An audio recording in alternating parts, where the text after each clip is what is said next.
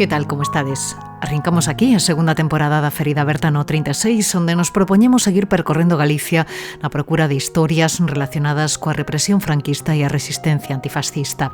En este primeiro capítulo da temporada, o número 27 de toda a serie histórica, facemos parada obrigada en Vigo, onde a lectura do bando de guerra na Porta do Sol aquel 20 de xullo do 36 desencadenou o masacre. Aínda hoxe, case 90 anos despois, pódense apreciar as marcas das balas na esquina entre Policarpo Sanz e a Porta do Sol. Moitos, cando se leu o bando de guerra, moitos non sabían que o que se estaba dicindo. De feito, parece ser que había xente que daba vivas ao exército e os animaba a que defenderan a República. Outros xa intuían o que era e empezaban a animar aos soldados para que fixeran frente a aqueles mandos que os levaban á traición. Todo estaba meticulosamente organizado para aplastar o movimento popular, o movimento político dos partidos da Fronte Popular e esnaquizar absolutamente todo o poder popular que tiñan os partidos de esquerda representados na Fronte Popular.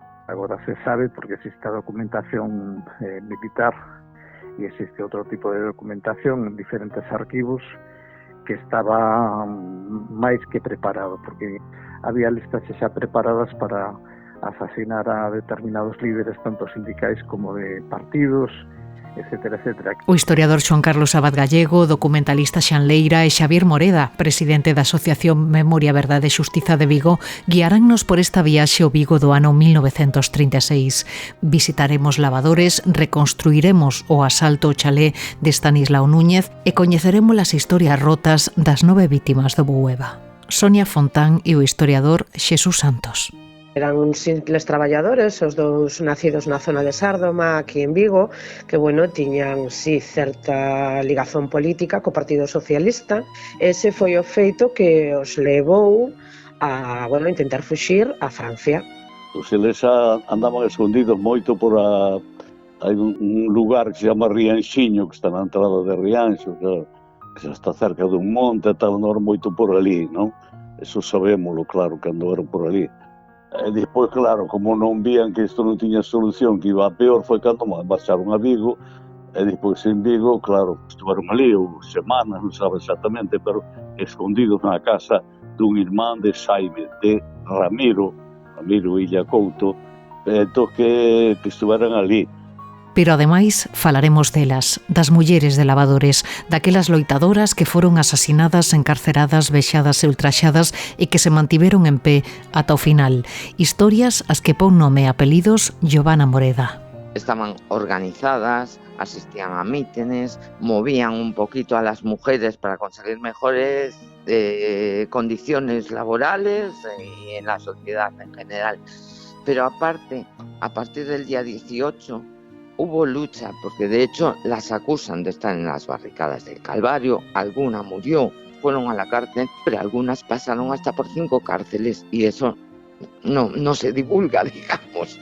E regresaremos a San Simón. Farémolo da man do actor Flaco Estévez, protagonista da longametraxe de Miguel Ángel Delgado centrada no campo de concentración de San Simón. Flaco contarános algúns dos segredos da rodaxe. Eu cando saía para preparar o personaxe, saía de noite a pasear por San Simón, xa máis se me ocurría cruzar a ponte que une a illa de San Simón coa illa de San Antón, que era onde estaban os gardas. Hai pouco, nunha das exposicións da película, descubro que os presos que foron con Antón Caeiro a illa, cando chegaron ali tampouco a cruzaban. O sea, quedome con eso, non? De que parece que algo de lama se instaurou en min, espero que polo menos estou orgulloso do que planteei, non? Pero hai outros asuntos que foron noticia estes días, son as novas da memoria. Constituído o Consello da Memoria Democrática, un órgano consultivo que velará polo seguimento das políticas públicas de memoria, das exhumacións e das medidas de reparación ás vítimas. Na súa composición participan 10 entidades memorialistas de todo o Estado, entre elas a Fundación Luís Tilbe. Ángel Vítor Torres, ministro de Memoria Democrática. que pretende divulgar lo que es la memoria democrática, la dignidad de las víctimas, la no repetición, que es fundamental, que también se conozca lo que es la democracia que hoy tenemos en nuestras vidas y hacerla confrontar con la dictadura que significó la pérdida de libertades, y en ese sentido será un órgano que hará propuestas en caminar justamente en la defensa, como digo, de los derechos humanos y reivindicar la verdad. Nace a Comisión O Castro para defender e reactivar o Museo Galego de Arte Contemporánea Carlos Maside de Sada. A plataforma integrada por entidades culturais e persoais denuncia a degradación do museo malia a súa declaración como ben de interese cultural en 2025. O colectivo coordinado por Iria Friné alerta do abandono da conservación e da ausencia de actividade dun dos museos claves da arte contemporánea galega. Xa está en marcha unha campaña de doazóns populares para instalar un monumento en memoria de Moncho Reboiras en Compostela. A escultura da artista Cuqui Piñeiro colocarase na Praza Roxa. A iniciativa está promovida pola Comisión Organizadora das Homenaxes a Reboiras e varias fundacións nacionalistas. A inauguración está prevista para finais de xaneiro ou comezos de febreiro. Hai unhas semanas inaugurouse un busto a Reboiras en Lugo e un monólito conmemorativo en Arzúa. Suso Seixo, da Comisión Organizadora. A Moncho Reboiras era un demócrata que loitou por mellorar as condicións de vida da clase traballadora, que loitou por tirar abaixo a dictadura. É unha persoa que merece o recoñecemento, polo tanto, de todos os galegos e galegas.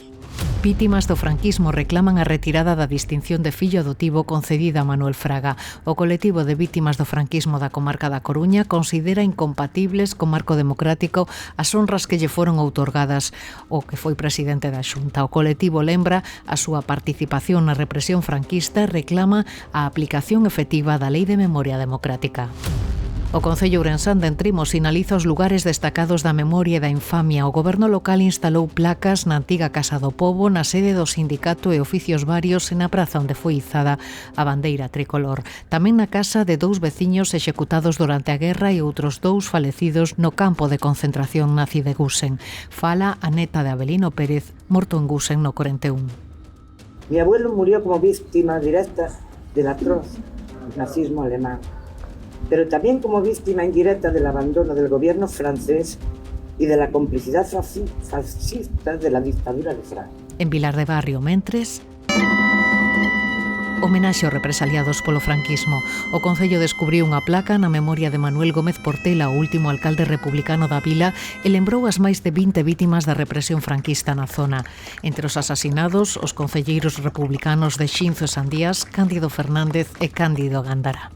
En Mondoñedo, ato de lembranza, 3 veciños da vila asasinados en xaneiro do 38 e outros 7 mariñáns de Ribadeo e Viveiro os que mataron no concello cando eran trasladados á prisión de Lugo. Institucións políticas, culturais e sociais reivindican a vixencia do legado político de Castelao. Fano coincidindo co 76 aniversario da súa morte que se celebra tras un ano enteiro dedicado a honrar a memoria do intelectual de Rianxo.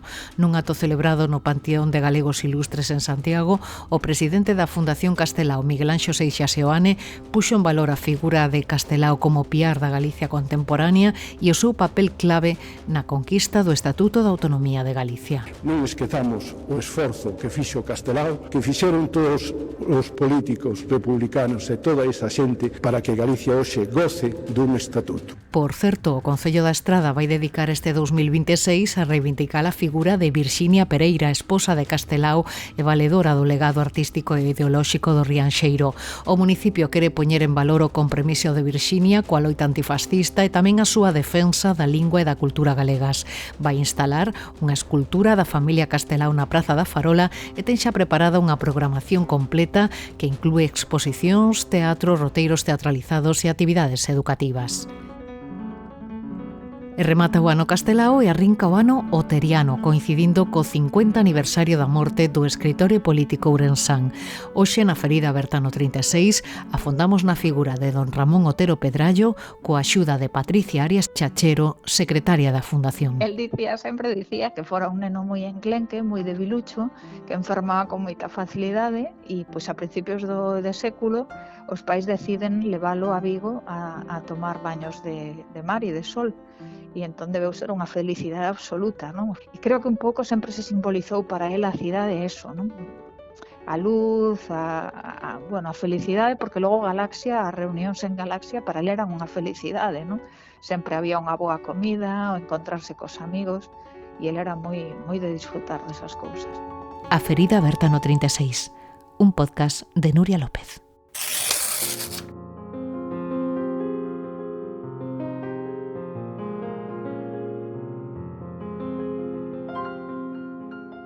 Case 90 anos despois do ocorrido, aínda queda rastro na cidade de Vigo daquela batalla campal desatada o 20 de xullo do 36. A lectura do bando de guerra na Porta do Sol supuxo o inicio do enfrontamento armado entre os golpistas e os defensores da República que protagonizaron unha resistencia épica no veciño concello de Lavadores.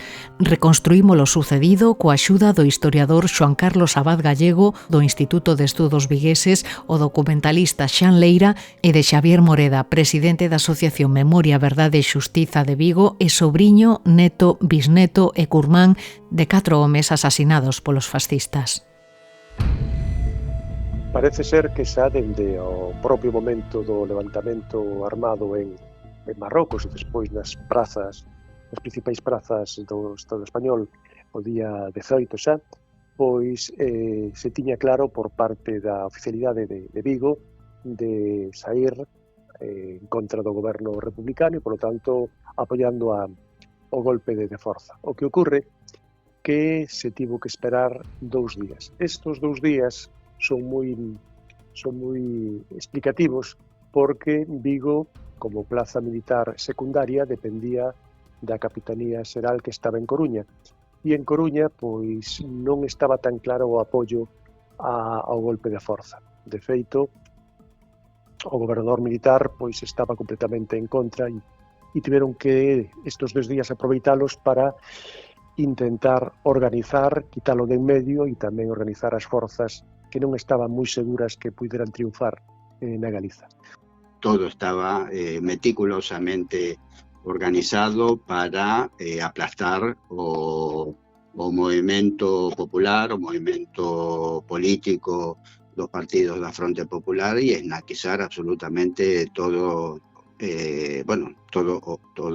o poder popular que tiñan os partidos de esquerda representados na Fronte Popular. Así que eu diría de que nada do que sucedeu en Galicia e seguramente en outros lados foi improvisado. Agora se sabe porque existe a documentación militar e existe outro tipo de documentación en diferentes arquivos que estaba máis que preparado, porque había listas xa preparadas para asasinar a determinados líderes tanto sindicais como de partidos, etcétera, etcétera. Quere dizer que os militares, que eran moi poucos en Vigo, tiñan perfectamente todo xa preparado. De feito, os xulgados de guardia foron, digamos, que se constituíron de inmediato en nos poucos hospitais que había e en algunhas clínicas médicas. Quer dizer que xa estaba todo moi preparado.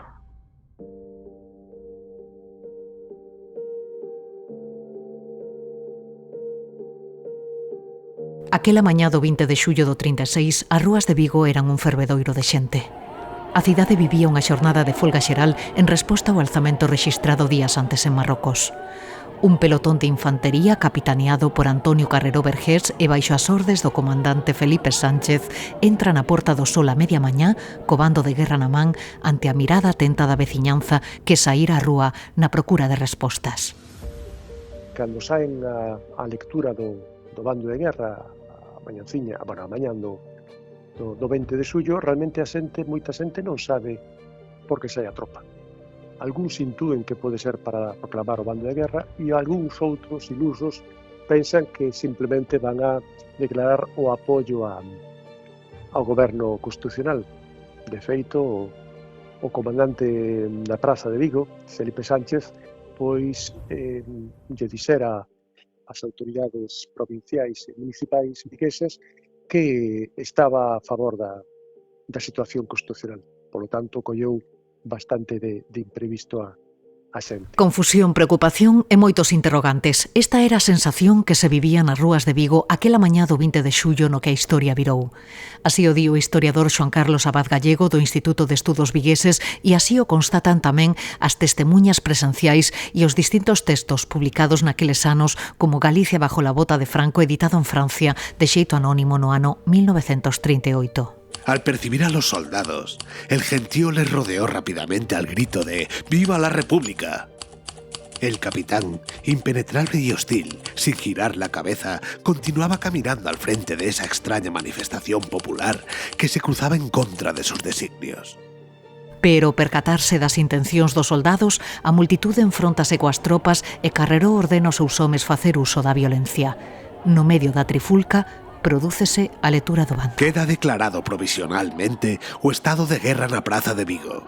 De acordo que dispón o artigo 49 da vixente lei. Moitos, cando se leu o bando de guerra, pois ni siquiera sabían que estaban lendo. Hai que imaginarse, pois, a rúa, a Praza de Urzaiz, a rúa Policarpo Sanz, a propia Porta do Sol, chea de xente vociferando e lendo a voz en gritos, sin micrófono, sin nada. Polo tanto, moitos non sabían que o que se estaba dicindo. De feito, parece ser que había xente que daba vivas ao exército e os animaba a que defenderan a República. Outros xa intuían o que era e empezaban a animar aos Institucións políticas, culturais e sociais reivindican a vixencia do legado político de Castelao, fano coincidindo co 76 aniversario de súpeto. Un home que algúns se identifican como militante republicano, Diego Lence, arrebátalle o papel, Carreró ordena abrir fogo e prodúcese unha auténtica batalla campal. A Fundación Castelao Miguel Anxo Seixas Seoane puxo en valor a figura de Castelao como piar da Galicia contemporánea e o seu papel clave na conquista do Estatuto de Autonomía de Galicia. Se dá a orden de disparar contra xente que está na praza e ademais creo que de entender que se dispara en varias ocasións, non foi única descarga, sino foron varias descargas. E claro está, con tanta xente en distancias curtas, pois a masacre foi importante. Segundo din os militares na causa, foi asasinado a un tiro de larga distancia, quere dizer que probablemente non fora el o que lle sacou o bando, non? Naquela praza estaba o militante comunista Ángel Nogueira, que se acabaría inmolando meses despois cando a súa muller a bordo do voo Eva. Unha bala impactou no corpo de Ángel e resultou malferido. Tras dar aviso a súa muller, ambos agocháronse e permaneceron unha tempada afastados das súas fillas pequenas. Unha das súas fillas, Concha Nogueira, relataba o acontecido aquel día na Porta do Sol de Vigo o documentalista Xan Leira. Os traballadores estaban todos ali na Porta do Sol, desarmados, por suposto, e o criminal do capitán Carreró, volvo a repetir, lle dixo aos soldados que estaban con el que dispararan. Entonces papá e outros compañeiros lle dixeron: pero hermanos, que somos vuestros hermanos, no disparar. El mandou disparar e ali morreron moitos. Fíxose sangue, moito sangue, chegaron a recoñecer os militares os seus mandos aquel luns de xullo do 36. Aínda a día de hoxe, case 90 anos despois, son visibles na praza o resultado daquela batalla campal que deixou unha vintena de mortos. Entre as vítimas, un adolescente de tan só 15 anos, Lenin Moreda, familiar do presidente da Asociación Memoria, Verdade e Xustiza de Vigo, Xavier Moreda. Lenin era, digamos, Lenin como José, o pai, eran membros do Partido Comunista. Se supón que el enganou a nai, pero bueno, exactamente non, eu creo que non era así, que el traballaba nunha sociedade como, supoño que como unha especie de botóns ou algo así, ou algo similar. Entón, bueno, estaba no centro, acudiu como tanta xente, e entón, bueno, non era tan casual, digamos, que eles sabían realmente onde estaban, en que momento estaban, non sabían o que iba a suceder, evidentemente, pero sabían o que estaba pasando. Germán Prieto López estaba ali e así yo contou hai uns anos o documentalista Xan Leira. Empezaron con las ametralladoras y con los rifles a tirar, pero a mansalva. E aí foi onde empezaron a caer os camaradas. Este camarada, Lenín, este amigo y camarada, cayó a mi lado, yo estaba a su lado, le tocó a él como podía haber tocado a mí, o cualquiera de los que estábamos ahí, como a muchos que cayeron ahí. Veo que se me cae, y digo, ¿qué te pasa? Os propios avós de Leira, militantes comunistas, estaban tamén aquel luns de xullo na Porta do Sol. Tempo despois serían detidos. A miña avó así foi detida nos primeiros días de setembro, e meu avó estivo fuxido durante prácticamente 2 anos e pico, 3 anos, hasta que foi detido. Esos primeiros días hai algunhas detencións, sobre todo porque o bando de guerra establece, entre outras condicións, un toque de queda, que a partir, creo que das 9 da noite non se pode sair ás rúas, e entón sabemos que hai algúns detidos que van a ser por incumprimento do bando de guerra. Eso nos primeiros días. A partir do día 24 é cando comenzan, 24 ou 25, cando comenzan a facerse esas detencións máis importantes. Unhas horas despois da matanza da Porta do Sol, os golpistas depoñen as autoridades republicanas e fanse co poder municipal. Arrestan os alcaldes de Vigo e Lavadores, Emilio Martínez Garrido e José Antela Conde, os que fusilarían o 27 de agosto no cemiterio de Pereiró. Tras afastalos dos seus postos, nomeando unha xestora, sitúan á fronte do goberno da cidade a José Jiménez García como comisario da guerra. Todo estaba calculado. O poder local, correos e telégrafos e ata Radio Vigo serían controladas a partir dese momento polos golpistas. Tían moi claro como tiña que ser a actuación. De feito, unha sección, a do capitán Carrero, é a que primeiro comunica que se declaran en rebeldía co goberno e, por lo tanto, se fan co control da autoridade da cidade, e despois van a sair varias seccións encargadas do que considera que son puntos estratégicos. Unha sección vai en primer lugar cara a Casa do Pobo, que se considera que o núcleo pode ser o núcleo de oposición máis forte, e despois serán os puntos de comunicación cara ao exterior. Basicamente se toma teléfonos e telégrafos, e despois o que é a base da autoridade, que será o Concello. Estaba máis que preparado, porque había listas xa preparadas para asasinar a determinados líderes, tanto sindicais como de partidos. Curiosamente, cando toman o Concello, a quen deteñen é o alcalde, pero o resto dos membros da corporación non son detidos ao momento. E isto, a min, polo menos, me fai pensar que non tiñan moi claro gran parte dos oficiais o que se viña arriba. E será a partir do día 24-25, que, por exemplo, cando deteñen a Heraclio Botana na súa casa, porque ele se marchou para casa, cando comenzan as detencións. Supoño que será en ese momento cando chegan as ordes precisas, baseadas nas directrices do general Mola, do organizador do golpe, de que non era un golpe de Estado sin máis para facerse co poder. Era un golpe que tiña que evitar calquer tipo de risco de revolución. No Concello de Lavadores, mentres o movemento obreiro comeza a organizarse. Naquela zona coñecida como a Rusia Pequena, campesiños, mariñeiros e traballadores das fábricas organizan a resistencia. Montan barricadas nos Choróns, no Calvario e no Seixo e prácticamente desarmados, provistos tan só de bellas escopetas de caza, enfróntanse a un exército rebelde. O que fixeron foi, digamos, ir hacia Lavadores, a inmensa maioría da xente, incluso chegou xente de Tui, chegou xente do Porriño, chegou xente de todas partes para reunirse en Lavadores para defender Lavadores como un punto central. E entón aí é onde se fan máis fortes, pero bueno, duran o que duran, ¿no? Duran pouco. As noticias que chegan dende Madrid, dende a Radio Nacional, é que o golpe de Estado fracasou, e que en case todos os lugares estaba o exército e a policía, incluso co apoio dos partidos obreiros, estaban facéndose co control da situación e a favor do goberno. E esa é a idea que hai, e polo tanto, si pronto chegarían os reforzos que iban a acabar con estos traidores era aguantar. Por eso se establece a principal barricada, se establece en Lavadores. A actitude deles foi a resistencia nas barricadas que hubo por Lavadores, o que eles chamaban, e se chamaba daquela Rusia chiquita, e logo, obviamente, replegarse e sufrir as consecuencias da represión. Se crean, básicamente son como 3 liñas de defensa, que serán a famosa dos Choróns, que será onde sí que se fai enfrontamento e durante unhas cantas horas se enfrentan ao exército, e despois na zona do Calvario, na zona do Mercado, e a última liña será na zona do Seixo, na zona de Pardavila.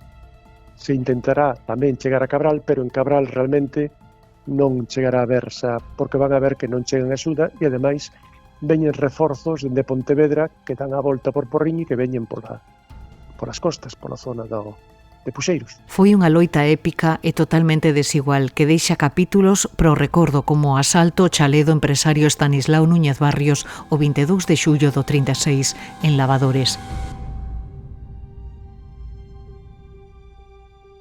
O caso é dos máis controvertidos e, de feito, será o que despois o asesinato deste empresario pois será o que vai a servir para justificar gran parte da represión que se fará na zona de Lavadores. De feito, aqueles que eran detidos da zona de Lavadores, pois moitas veces se intentaba asociar a este asesinato. A veciñanza, furiosa e convencida de que disparaban contra as barricadas desde esta vivenda, prenderonlle lume a casa, perseguiron o industrial e puxeron fin á súa vida, desencadeando unha onda de violencia que remata con 23 persoas detidas, das que 12 serían executadas en decembro no Castro. Como varios dos fillos deste empresario eran falanxistas, se pensaba que ali guardaban armas e que podía facerse algún tipo de oposición á defensa da República, e surde despois de un primeiro intento de requisar armas, que non atopan nada importante, pois surden algúns comentarios que din que dende ali dispararon contra a xente. Hai quen di que sí. Eu, cando entrevistei a xente hai tempo, algúns me decían que sí, que dispararon. Outros me decían que realmente eran os rebotes das balas, porque hai que pensar que moitas das casas que había polo Calvario eran casas baixas, e polo tanto houve moitas balas perdidas dos disparos que se facían nos combates, non? O feito é que a xente o asaltou, queimou a casa, o empresario con varios dos fillos pois abandonaron por unha fiestra, abandonaron a vivenda, se esconderon nuns maizais e ali foi detido e foi levado ás barricadas e asesinado. O contexto tamén está que parece ser que algúns dos que estaban na defensa das barricadas e que despois se tomaron a xustiza pola man eran os mesmos cuxos familiares foron asesinados na Porta do Sol, e polo tanto hai unha sangue quente aí detrás de todo isto. Entre os arrestados, o avó, o tío avó e o bisavó de Xavier Moreda, unha das familias máis castigadas pola onda represiva desatada en Vigo. O meu avó, ao parecerlle, de cun caxato na cabeza a Núñez. Aí hai unha película que seguramente nunca, que me encantaría que le dera o meu avó con caxato na cabeza o tal Núñez, pero probablemente non fora así. Un home que tiña casi 80 anos, supoño que nesa época a saúde non era tan... a saúde non era tan boa, e entón dubido moito que lle dera con nada. Entón aí o que fan é que inculpan a Alfonso, que non foi fusilado nese día, inculpan a Manuel Moreda Outeiral, que era o meu bisavó, inculpan ao meu avó, que eu sei que non estaba aí, porque sí que estaba tirando a ponte de Cabral. E entón o que fan é nesa causa, que é unha causa enorme, inculpan a media humanidade, non é só a miña familia, senón que aí hai como 12 mulleres, moitísima xente que seguro que non estaban ali, sabes, seguro, porque habería moita xente, pero era unha maneira de inculpar e de comezar por metelos a todos para dentro, que diríamos agora. Son 90 anos que deixaron unha forte pegada na cidade, tantos anos de represión, eses case 40 anos de franquismo, pero na túa familia, Xavier, que pegada deixaron eses crimes de lavadores? Bueno, digamos que a miña familia, digo, directos, non somos 12 irmáns, quere decir que non lograron acabar con todo, incluso se multiplicou, non? Isto é un chiste malo, pero é un chiste, non lograron acabar con todo. Pero sobre todo somos, digamos, os que temos unha idade menor, bueno, como eu, que teño para o ano 67, non teño menor, pero non tan menor, fomos os que máis soubemos de todo o sucedido, porque fomos os que máis preguntamos por qué, porque non teño avó, porque todos eses porqués necesarios para que nos explicaran un mínimo todo o sucedido. Pero é curioso porque despois de tantos anos realmente o sucedido estámoslo sabendo agora. Naquel momento te explicaban, el abuelo murió en la guerra. Porque na túa familia non se falaba do asunto, non daban demasiados detalles os rapaces. Bueno, detalles se daban moi poucos, se falaba moi en abstracto, pero se falaba, se falaba. O que pasa é que cando eu empecé a preguntar cando tiña 11 anos, quer decir que estábamos en pleno franquismo, non era un momento como para que te deran demasiadas Era unha forma de protección tamén, non? Supoño. Exacto. Era unha forma de protección porque se ías á escola e decías que, como decía eu, eso era mentira ou cousas polo estilo, entrabas metías a familia nun problema, non? Un problema grave, era unha maneira de eso que acabas de dizer, de proteger. E entón, por eso se tardaron tantos anos en saber. Os avós de Xanleira foron condenados a 12 anos de prisión tras os incidentes rexistrados en Vigo naqueles días de xullo do 36. A túa avó a Xan prenderon en setembro e o teu avó estivo fuxido ata que rematou a guerra, non? Que facían eles na Porta do Sol? Bueno, estaban ali porque, como xa che dixen antes, os partidos de esquerda e o movimento obreiro foi a Porta do Sol na procura de saber as novidades que viñan de Madrid, saber cal era a posición da praza militar de Vigo e acondicionar de unha outra maneira esa actitude do corpo militar asentado na cidade de Vigo. A represión foi brutal, como ben dis, eles ese día non foron detidos, a miña avó así foi detida nos primeiros días de setembro, e meu avó estivo fuxido durante prácticamente 2 anos e pico, 3 anos, hasta que foi detido. No caso dos teus avós, tiñan algún tipo de filiación política? Sí, eran comunistas, o meu avó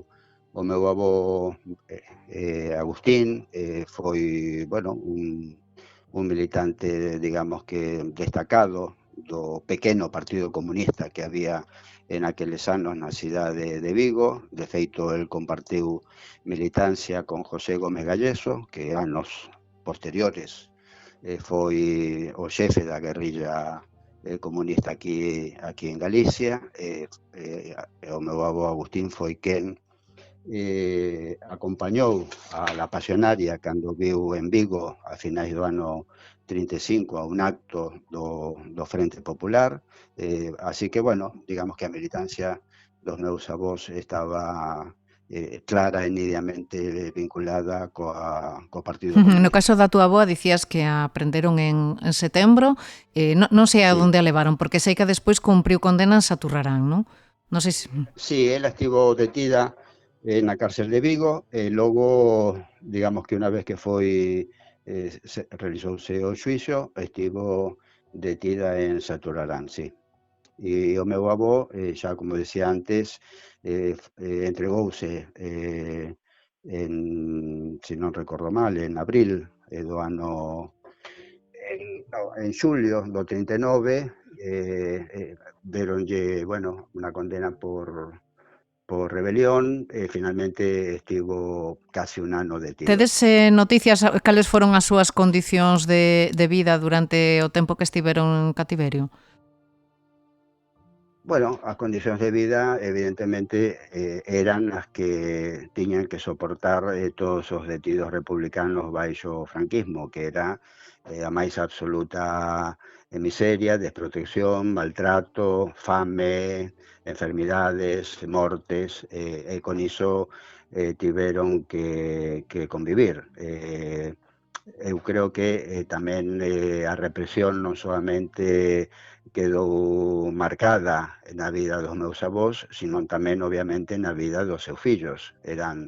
Daquela eran 3 os fillos, Maruja, Agustín e Flora, a miña nai, que con poucos anos quedaron absolutamente desamparados por este feito, ¿no? Hai que ter en conta que, unha familia de traballadores, sin o pai e sin a nai, o pai fuxido, a nai detida, entón, as condicións de vida destes nenos era tráxica e así foi como quedou na memoria especialmente da miña nai, aspectos que levan obviamente a situacións traumáticas e queiras ou non, eso tamén queda na propia memoria de nós, os seus fillos e os netos destes avós represaliados. Quen se fixo cargo dos nenos durante o tempo no que estuveron seus pais presos? Fixéronse cargo como puideron as irmás da miña avoa, que, elas vivían tamén aquí en Vigo, dentro das súas posibilidades, elas foron as que se fixeron cargo. E dicías antes que se entregou o teu avó, por qué? Sabedes por qué?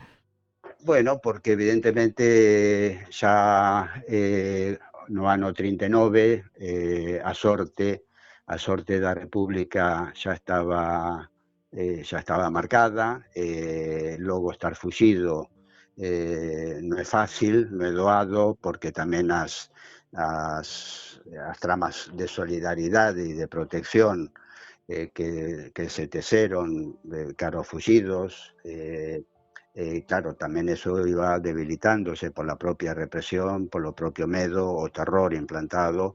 Entón, non hubo máis remedio, o meu avó Agustín non tivo, obviamente, máis alternativa que presentarse. Por qué? Porque, claro, eles, o franquismo, cada tanto tempo, volvía para ter todo moito máis controlado, volvía a manifestar digamos que a xente fuxida se entregara e que o seu caso iba a ser revisado, etcétera, etcétera, etcétera. Entón, como tamén as resistencias armadas pequenas que podía haber polo interior, o franquismo tamén tiña que parar esa mínima evolución de la resistencia armada e entón, obviamente a xente tamén respondía ante as súas necesidades, as súas debilidades, fortalezas, as condicións de solidaridade que podían permitir que ese fuxido seguise mantendo esa condición de fuxido, e, polo tanto, no caso do meu avó, como da maioría da xente, foron entregándose, foron, sendo xulgados, como foi o caso do meu avó, que compartiu o mesmo proceso judicial da miña avoa, que era o de rebelión, que era o proceso 807/36. Que dá título a esa exposición que puideches facer hai uns meses, non? Exactamente. Que supoño que sería unha forma tamén de pechar un círculo, non? De pechar feridas, Chan. Sí, evidentemente, porque, fixen esa exposición de arte gráfica centrada en lo que foi a represión franquista en Galicia e titular esa mostra de grabados co título, coa causa que se lle fixo a meus avós por rebelión, era unha maneira de dar luz a este proceso e unha maneira de honrar o seu compromiso militante e revolucionario, por que non decirlo, destes traballadores da conserva e da carpintería aquí en Vigo. Relatabas aí nada o impacto, non, que causou esta experiencia na tua familia, na tua nai, nos teus tíos, non? E supoño que en certa medida tamén este episodio e o acontecido condicionaría tamén un pouco o que foi o teu proceso posterior, non? Que levas anos militando na memoria e compilando material para intentar reconstruir que foi o que aconteceu, non? En que medida o acontecido coa túa familia foi determinante a hora de decidir dedicarte a honrar a memoria dos represaliados? Bueno, evidentemente, digamos, a memoria, o ideario dos meus avós, tanto maternos como paternos, pero moito máis os avós maternos, está marcada, como decía anteriormente, pola militancia política, polo compromiso, pola loita por un mundo mellor. Eso foi mamado por todos os irmáns, e polo tanto, digamos que os tres fillos dos nosos pais somos persoas comprometidas coa loita, coa memoria, e polo tanto, bueno, hai unha semente que agromou de maneira forte sobre estes temas e o compromiso e a militancia, non solamente da memoria, sino a militancia política pola procura de cambio sempre estivo moi centrada de unha maneira moi protagonista en toda a miña familia. Así que, no meu caso, de traballar sobre o tema da memoria é unha maneira de militar e unha maneira tamén de traballar a miña propia identidade. Sempre te estás preguntando quen és, cara onde vas, de onde ves, por lo tanto, bueno, é unha maneira de ser consecuente con un ideario, con unha tradición familiar que de unha outra maneira, por así decirlo, tamén eu traslado ao meu fillo. Por lo tanto, digamos que hai unha saga familiar de persoas, homes e mulleres que estamos comprometidos non solamente coa memoria, sino coa loita por un mundo mellor. Como os Leira ou os Moreda, centos de familias da zona de Vigo quedaron marcadas pola represión franquista. Os historiadores levan anos tentando encaixar as pezas deste puzzle, pero non sei se hai cifras, Xoan Carlos Abad, sobre o alcance da represión en Vigo durante a guerra e os anos posteriores. Pois hai aproximacións, pero ainda están de índole incompleta. Claro, porque o problema é que cando falamos de represión non só son aqueles que foron asesinados por a Guardia Civil ou polos falanxistas, ou asesinados igual porque eran ilexítimos tras unha parodia de xuízo. Tamén están aqueles que morreron polas condicións nas que vivían no período antes da execución, ou algúns que evitaron a súa execución porque morreron antes. E despois tamén hai que incluir aquí porque Vigo, ao feito de estar na retagarda, foi utilizado como lugar de campo de concentración. E nos campos de concentración do entorno de Vigo, basicamente San Simón, o Camposancos, ou Santa María de Olla, ou Figueirido, pois hai un número de mortes especialmente alta polas condicións higiénico-alimentario-sanitarias que se daban. E esos tamén hai que contalos como mostra de represión. E despois, se estos lle sumamos todos aqueles que penaron polos penais de toda España, algúns deles que non chegaron a regresar, porque morreron tamén. Temos documentado algúns casos de presos republicanos no entorno de Vigo que morreron en lugares como Valencia, Barcelona e demais, tanto como fusilados como polas condicións. O sea que é moi difícil realmente cuantificar. Establecer unha cifra. O número foi inmenso. Hai capítulos que ti recolles, non? Nesais máis días negros, nesa crónica lutuosa de algúns feitos que cheron de dor e morte ao sur da provincia de Pontevedra, algúns episodios que chaman moitísimo a atención, non? Como, por exemplo, o moi coñecido crime dos 9 de Baredo, non? Ou a matanza dos 7 da buciña de lavadores do 37, non? Onde 3 familias, non? Quedaron masacradas despois do achadego dunha mina que servía de agocho, non? A membros da resistencia, e por dar con eles eles acabaron con familias enteiras. É que, claro, moita xente o que tiña que facer pois é fuxir. Aquí o dos fuxidos pois se vai ser nunha proporción inmensa. Pero ás veces hai que tamén contextualizar ese tipo de actuacións. Por exemplo, a operación que remata cos asesinatos da Buciña se desenvolve uns días despois de que un grupo de fuxidos pois actúe contra un grupo de falanxistas e fera un deles dun disparo, non?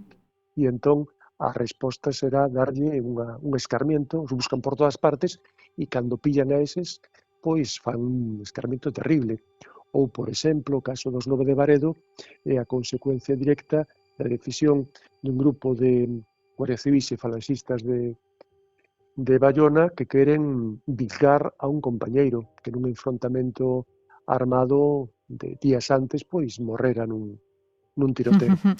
Entón son vinganzas directas que evidentemente van fomentando odio e cando se crea esa espiral de odio pois a cousa vai crecendo. E aí é onde gañan terreo os delatores, non? Foi a delación unha táctica importante para tentar acabar con calquera foco de resistencia, Xoán Carlos?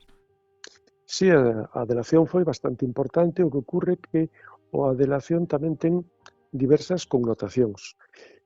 Temos atopado algunhas delacións que se fixeron que foron rexeitadas e despois se descubre que detrás desa delación había outro tipo de intereses económicos. De feito, lembro o caso de un que denuncia a un veciño por comunista e resulta que había detrás era a pelesa pola mesma rapaza que estaban os dous detrás dela. O sea que hai cantidad de casos desos, non? Despois, evidentemente, hai moitas delacións no sentido de que se ti estabas de algún xeito significado cos partidos ou coa ideoloxía republicana, a mellor forma de inocular a salvación era facéndote militante de falanxe. Así fixeron moitos antigos anarquistas, comunistas, galeguistas mesmo, pois se convertiron en falanxistas. E se ademais colaborabas de forma con moito celo en perseguir o enemigo, pois moitísimo mellor. Neste contexto, moitos optaron por botarse ao monte e fuxir. Foi o caso de Manuel González, o Fresco, un tirador magnífico que participara na defensa de lavadores e que acabou convertido en lenda. Hablan de mí por todas partes. He oído ya varias conversaciones, todas ellas sobre mi arrojo, sobre mi modo de tirar y mis hechos, sobre todo entre los humildes. Incluso llegué a oír en medio de un corro de mujeres, todas jóvenes y buenas amigas, que una de ellas decía: yo quisiera tener hijos con él. Son as reflexións do Fresco que Vítor Freixanes compilou nun libro de memorias publicado a mediados dos anos 80. Nel o Fresco describe en primeira persoa o masacre perpetrado polos franquistas na zona de Vigo. Ata 20.000 pesetas das de antes pedían pola súa cabeza, pero Fresco conseguiu esquivar os golpistas durante meses. O día de Noiteboa de 1936 foi abatido en Ponteareas. Pouco antes de morrer, prognosticara: cuando comenzó esta maldita guerra provocada por el ejército, los reaccionarios predije que iba a ser la más espantosa que había conocido el mundo. Por desgracia, he acertado. Foron varios miles de persoas que tiveron que fuxir. O concepto de fuxir ou botarse ao monte non sempre quere decir que se iban ao monte, moitas veces o que estaban era agochados en alpendres, en casas de outras persoas, incluso algúns soterrados en calquer bodega. E entón, pois, vai haber unha busca. Que ocorre? Que cando ven que a cousa vai para lonxe e que seguramente a República non ten tan clara a victoria, pois deciden que hai que poñer distancia por medio, non? Algúns ven como máis fácil, máis doado irse cara a Portugal. Moitos serán os que vayan cara a Portugal. Que ocorre? Que moitos deles pois foron ali detidos e foron traídos de volta. E a propia fuxida, de algún xeito, se consideraba que era unha mostra de culpabilidade. Houve bastantes casos en que a volta foi a súa execución. De feito, houve outros que incluso tentaron cara ao interior da península se sabe xa menos casos, pero houve algúns. Houve outros que aproveitaron que eran chamados a filas para ingresar en filas e dende a zona próxima ao combate pasarse o bando inimigo, que tamén houve bastantes casos. E despois había tamén os que o tentaron por mar. Como as vítimas do Bueva.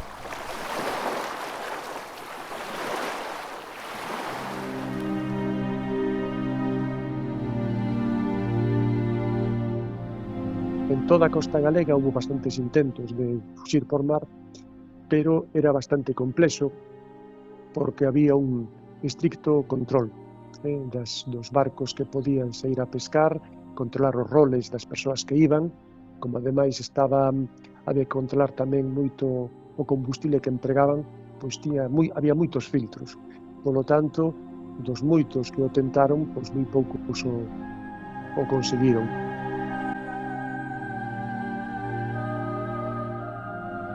O 23 de abril de 1937, 9 republicanos embarcaron a bordo do Bueva. Pretendían escapar a Francia fuxindo da represión franquista, pero un chivatazo frustra aquela aventura e os 9, 8 homes e unha muller, deciden suicidarse no interior daquela embarcación para evitar seren torturados e asasinados. O primeiro en facer pública a súa historia foi Rafael Dieste, na revista Nova Galiza o 15 de xuño de 1937. Non se entregaron alixentas, non se entregaron. Viron uns nos ollos dos outros unha diafanidade absoluta e non se entregaron. Viron uns nos ollos dos outros unha clareza absoluta. E só se entregaron a morte en compaña do ceo da noite. Cada tiro unha estrela.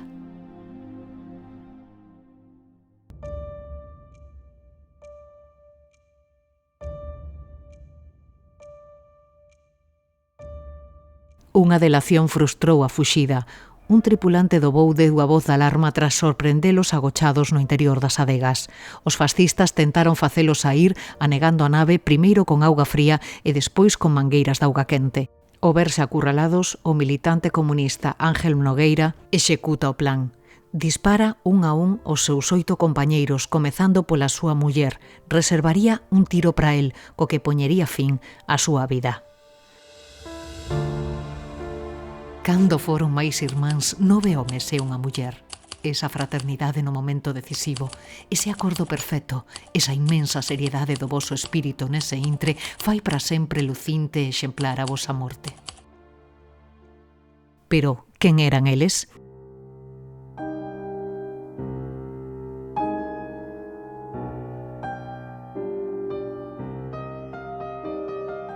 Aquela mañá do 23 de abril foi a derradeira pros comunistas Luis Álvarez González, Camilo Campos Méndez e o matrimonio formado por Ángel Nogueira e Carme Miguel. Os dous militaban no PC. Ángel tivera que agocharse tras as revoltas desatadas na cidade despois do golpe do 36. Os dous desexaban un mundo mellor para as súas fillas.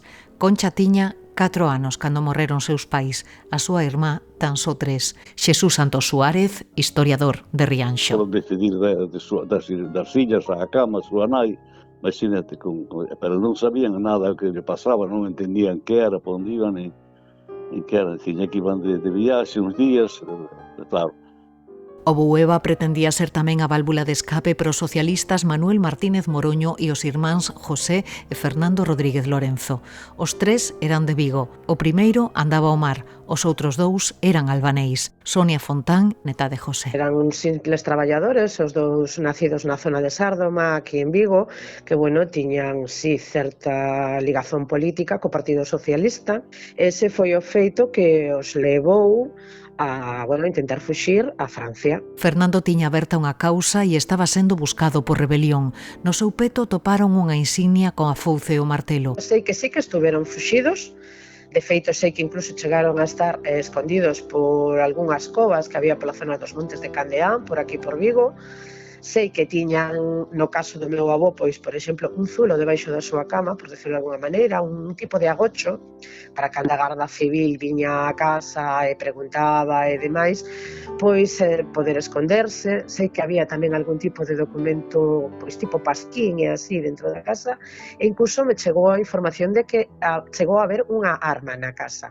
Completaban o grupo dous galeguistas, os mestres de Rianxo Xosé Losada Castelao e Manuel Rodríguez Castelao.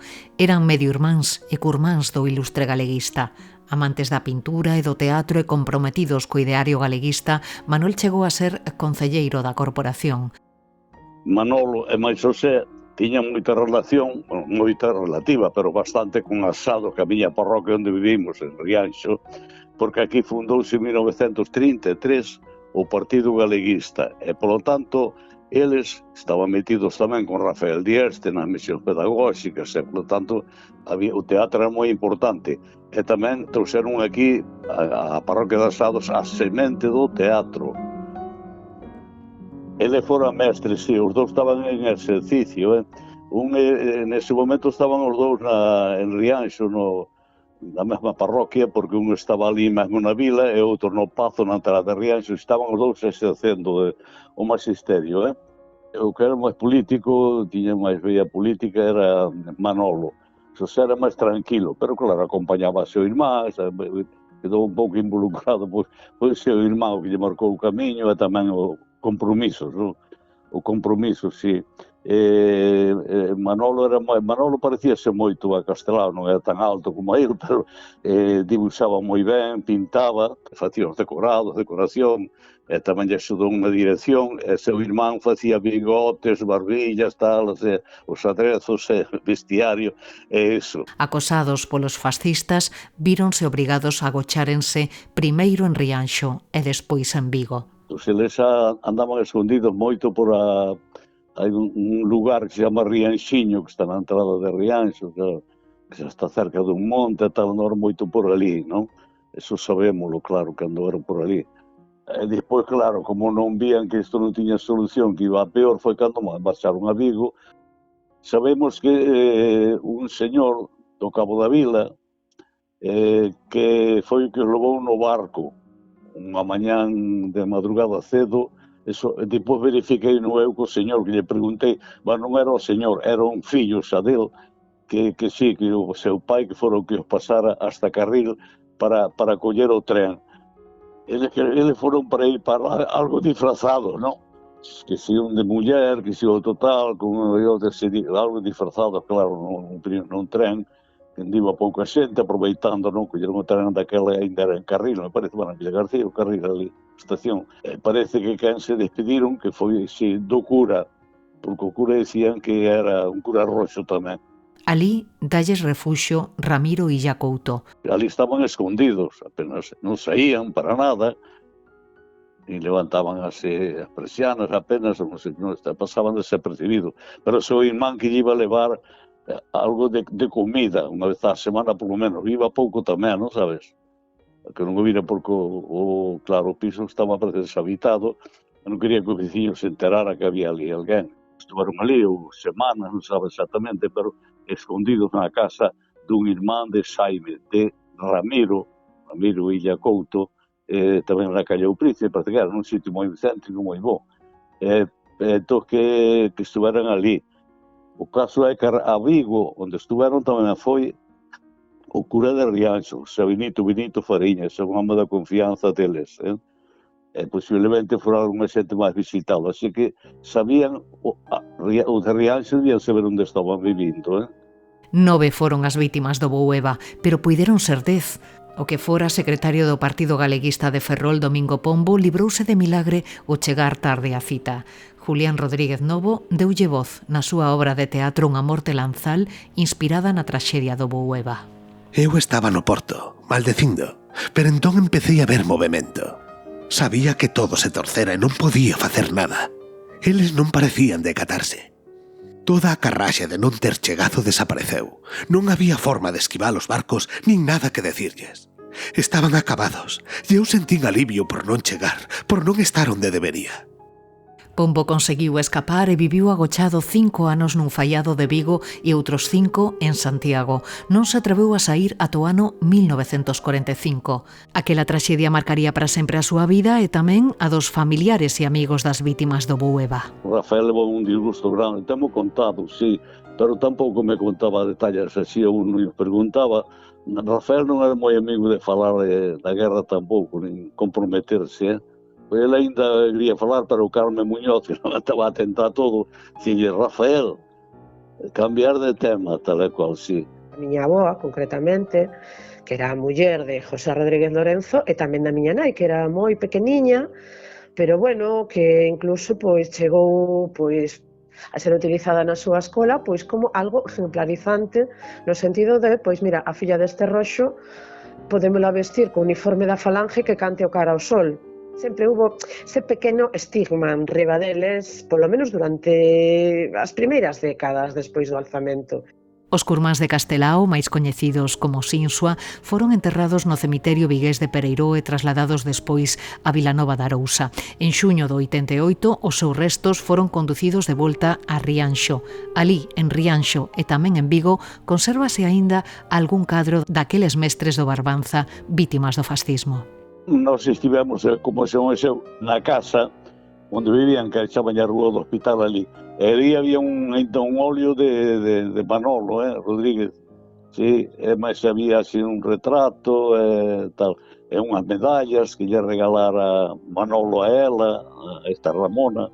E depois, un día, o alcalde de Rianxo, a principios do 2000 algo, díxeme que fora cun fotógrafo, se quería ir a Vigo, cun fotógrafo á casa de Xaime Isla Couto, depois Illa Couto, cambiaron o nome, eu dixenlle que sí, era para sacarlle unhas fotos a dous óleos que pintou Manolo os meses que estiveron ali, ou semanas, non sabe exactamente, pero os cuadros, claro, tiños Xaime Illa. Viñeron as fotos, os cadros non, apenas foi non compraron e os iban a vender, pero non sei onde irían parar eses cadros, Sobre a mesa, un interrogante. E quen os delatou?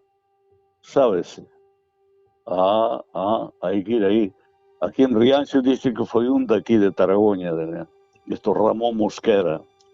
A este señor de Taragoña, que era maquinista naval, era jefe de máquinas ou algo, depois mataron-nos Foucellas. Xa te has oído, claro, 1948. Pero a xente daqui todos din que foron... Dio a xente, agora, sin embargo, cando declarou Foucellas en Coruña, nos dixo que a morte del que fora accidental. Que unha tarde muñán, se vende un libro, pero sí, non di. Pero aquí todos dixeron, Outra das incógnitas que rodeou este caso foi a identidade dunha das 9 vítimas do Bueva. Durante algún tempo pensouse que a muller que morrera a bordo fora Dolores Viéitez Moreda, unha moza de 17 anos, militante da Asociación de Mulleres Antifascistas e familiar, ademais, de Xavier Moreda. Que pasou con esa identificación, Xavier?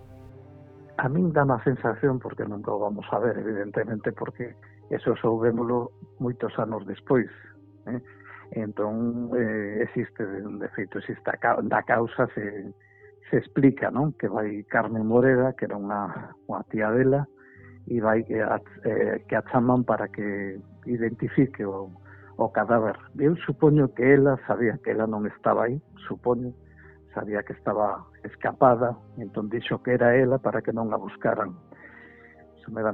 Pero é máis unha sensación ou unha conclusión, que o mellor non era así, pero supoño que sí, porque ela sabería perfectamente se a roupa era dela, porque iba vestida de home, por así decirlo, levaba unha blusa de lunares, levaba un cinto cunha fibela, non sei, a descripción, non? Entón, ela sabería perfectamente, a tía Carmen sabería perfectamente se era ela ou non era. Ademais que era, supoño que tamén polas características físicas, digo, de corpo, non é igual unha muller de 15 anos que unha muller que probablemente sería a nai de Conchiña Nogueira, probablemente.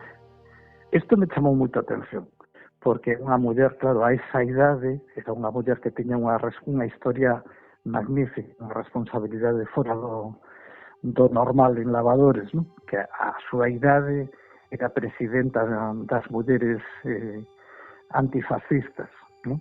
Entón, de lavadores, non de Vigo, de lavadores. E entón, claro, se supón que ela coñeceu a Dolores Ibarruri, coñeceu seguro a Urania Mella, segurísimo, porque digamos que andaban nas mesmas loitas, ¿no? E entón, tiña que ser unha muller espectacular pola idade e pola súa entrega, non? Documentalmente se ten aínda traballado pouco, pero é moi importante o papel das mulleres. De feito, non esquezamos que cando os maridos eran detidos, todo o peso caía nelas, e moitas veces incluso elas eran as transmisoras de información dos ánimos e demais, cos presos. Polo tanto, vai ser un papel importante, indicativo de que, non sei exactamente o número, pero hai un importante número de prisións en España que son femininas, e unha parte importante da xente que está nelas por motivacións de índole política.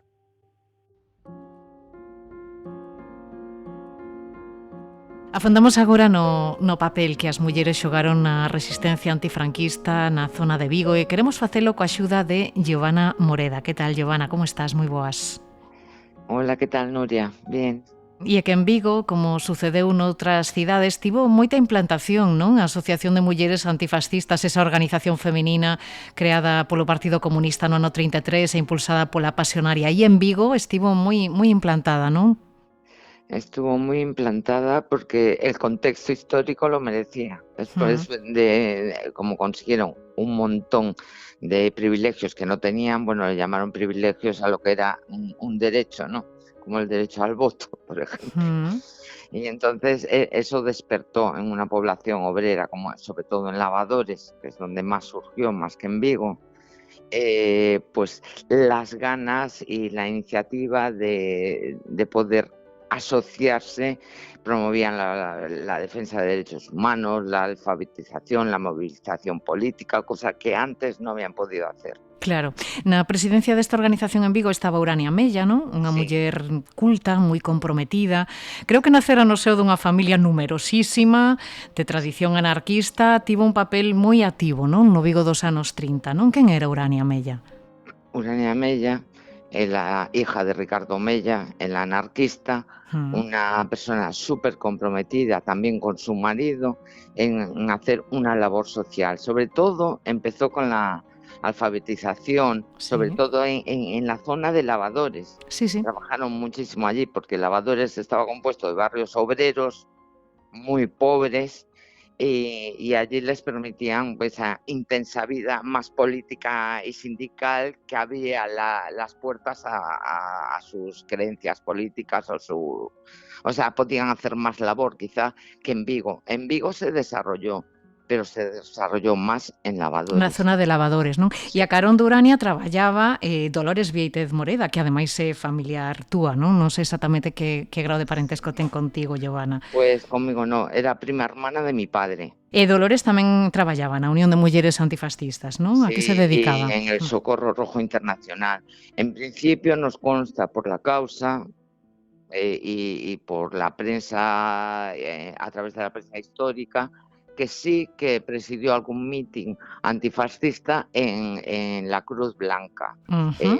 Yo tengo un registro en la hemeroteca y después tengo pues eso, que la acusaron de ser presidenta del Socorro Rojo en Lavadores. Entonces, mano a mano con ella y otras que estaban vinculadas al Partido Comunista, pues trabajaron muchísimo por las mujeres, por sus derechos, por mejorar la vida en las fábricas y por todo. O sea, fueron las que más se movilizaron y las que más al final la historia no las premió porque las condenaron, pero sí las premió en cuanto a hacer homenajes y demás. Elas tamén coincidiron naquela visita que fixera a zona de Cangas a Pasionaria, Giovanna. Sí, no pero ano 35. la Pasionaria donde hizo el gran meeting también fue en Barreiro, que fue en Lavadores, que asistieron 20.000 personas el 10 de noviembre del 35. Eso fue organizado por ellas, o sea, había como, yo creo que afiliadas aquí, no sé si en Vigo y área metropolitana, que se llamaría ahora, como 2.000 afiliadas, mujeres afiliadas. Y sí que hacían pues una hacían labor de todo tipo, pero sobre todo por mantener eso que había conseguido con la instauración de la Segunda República, digamos que equiparar en algún sentido al hombre sus derechos.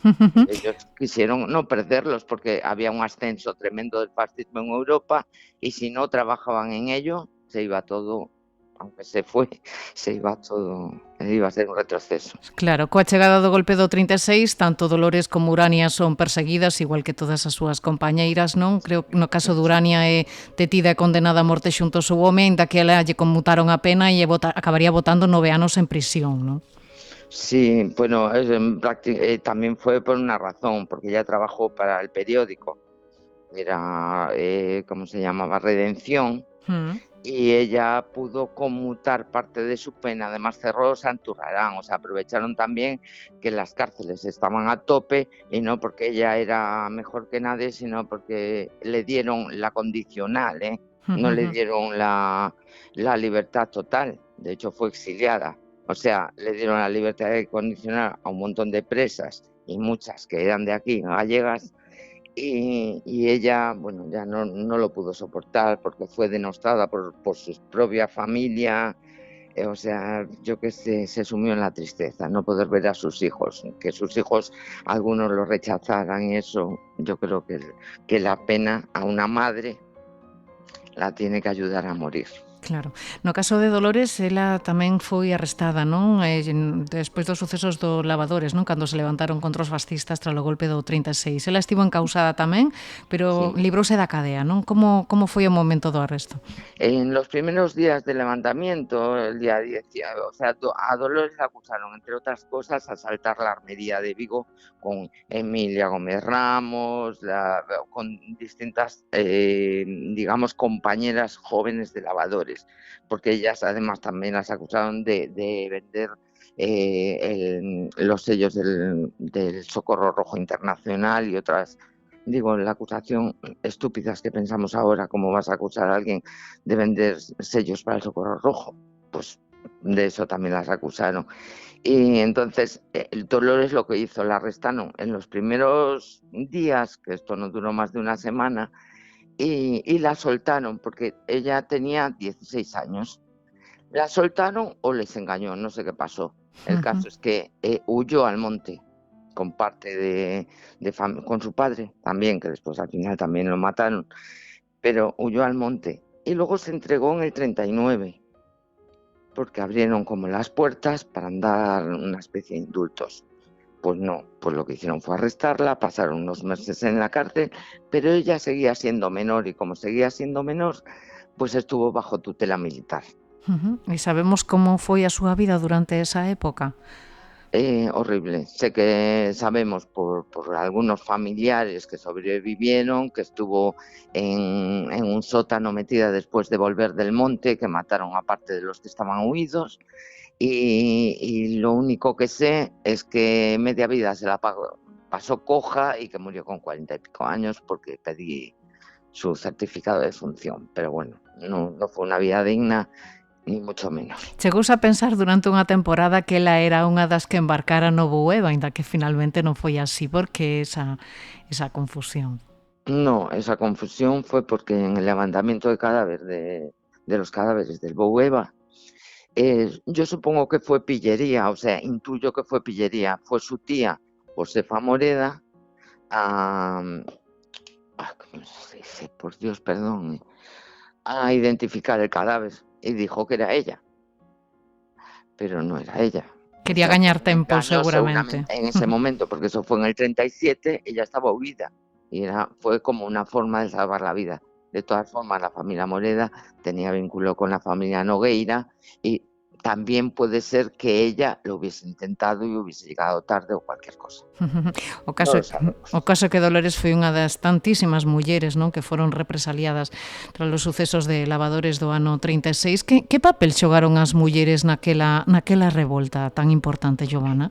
A mí me consta, y eso sí está escrito, y no en la hemeroteca, sino en las causas judiciales, por lo que he leído, que ellas hacían antes del levantamiento, pues eso, estaban organizadas, asistían a mítines, movían un poquito a las mujeres para conseguir mejores condiciones laborales y en la sociedad en general. Pero aparte, a partir del día 18 hubo lucha, porque de hecho las acusan de estar en las barricadas del Calvario, alguna murió allí en las barricadas, o sea, hubo muertes, como la de María Sánchez, que murió, o de otras que tengo por aquí, pero ahora no puedo precisar. Concepción Pérez Cameselle, o incluso a nena María Rial, non? De só 11 anos, non? Foron algunhas das que faleceron. Horroroso, sí, que se recoge. Como Rosario Hernández Dieguez, la Calesa, que fue asesinada, primero torturada allí en María Verdiales, violada y tirada, con el grupo arrollado por la ría de Vigo. Además de esa, de ideología extremista, estaba Emilia Gómez Ramos, Aurida Álvarez Silva, que ellas fueron a la cárcel y se pasaron. Son mujeres que acabaron, que cumplieron totalmente la condena. Primero no les conmutaron la pena, digamos. Fueron mujeres que les dieron una libertad condicional en cierto momento, pero algunas pasaron hasta por 5 cárceles y eso no se divulga, digamos. Claro, algunhas foron represaliadas por participar directamente nas revoltas, outras tamén por dar acubillo a fuxidos, non? Como Matilde ou Mercedes, as da Bouciña, non? Que tamén tiveron foron duramente represaliadas polos golpistas. Mariana de Lazo Estévez, Carmen Gómez Domínguez, por prestar ayuda a huidos. Prestar ayuda a huidos en lo que es los barrios, mucha gente prestó ayuda, muchísima gente, porque yo hace poco conocí a una señora que me contaba, o sea, incluso mi madre, porque mi madre lo vivió, y dice, pero ¿qué pasaba? Que cuando llegaban a esas casas, la represalia era para los que también estaban ocultando en sus sótanos a todos estos considerados de aquella convictos. Entonces, al final, tenían ellos mismos que pedir que se fueran porque ponían en peligro a toda la comunidad. A historia da represión de xénero en Vigo, Lavadores, ten moitos nomes pro recordo. Ti falabas antes da Calesa, non? Aquela vendedora de prensa, ou Ángela Iglesias Rebollar, non? A protestante.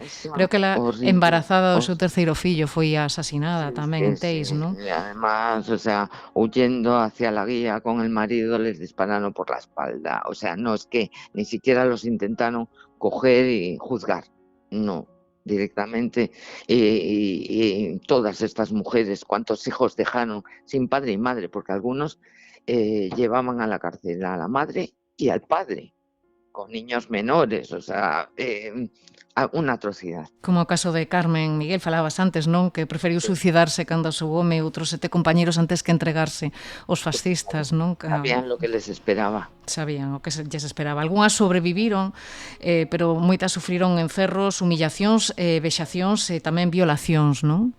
Totalmente, o sea, si en mi familia hubo violadas, habrá habido violadas en otras muchas familias. ¿Qué pasa? Que no se contaba, se silenciaba, porque al final era una vergüenza pública.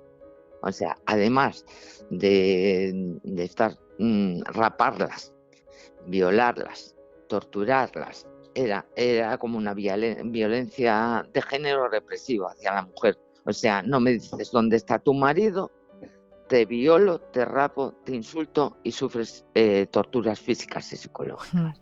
Que tipo de rastro, de pegada deixaron este tipo de atrocidades na túa familia, Giovanna, na que contades con tantas persoas represaliadas? Pues a nosotros nos protegieron mucho nuestros padres, porque mi padre no se pudo venir de Lavadores hasta el año 55, se vino para Vigo, porque sabes que Lavadores era una localidad independiente. Independiente, sí. Vale, pues cuando mi padre fue represaliado, hasta que se vino allí, se vino por represalia. Tuvo 12 hijos. Las mayores no se enteraron casi de nada. Quiere decir, mi padre no hablaba. Fueron a la sección femenina. Tú piensas que yo tengo hermanas que nacieron en el año 43. Y entonces, de alguna forma, le hicieron la vida más o menos fácil. Eso se silenciaba, se callaba, se les ayudaba, pero no sé, o sea, ¿qué nos dejó en la cabeza? Lo único que quiero yo es divulgar la historia de estas sin nombre. O sea, para honrarlas hay que, yo creo que divulgar la historia de cada una. porque no son merecedoras, como mínimo, de honrarlas. Pois con esa mensaxe quedamos, Giovanna Moreda. Moitísimas grazas por contarnos a historia das mulleres de Vigo e Lavadores. Grazas e unha aperta. Muchas gracias a ti. Grazas.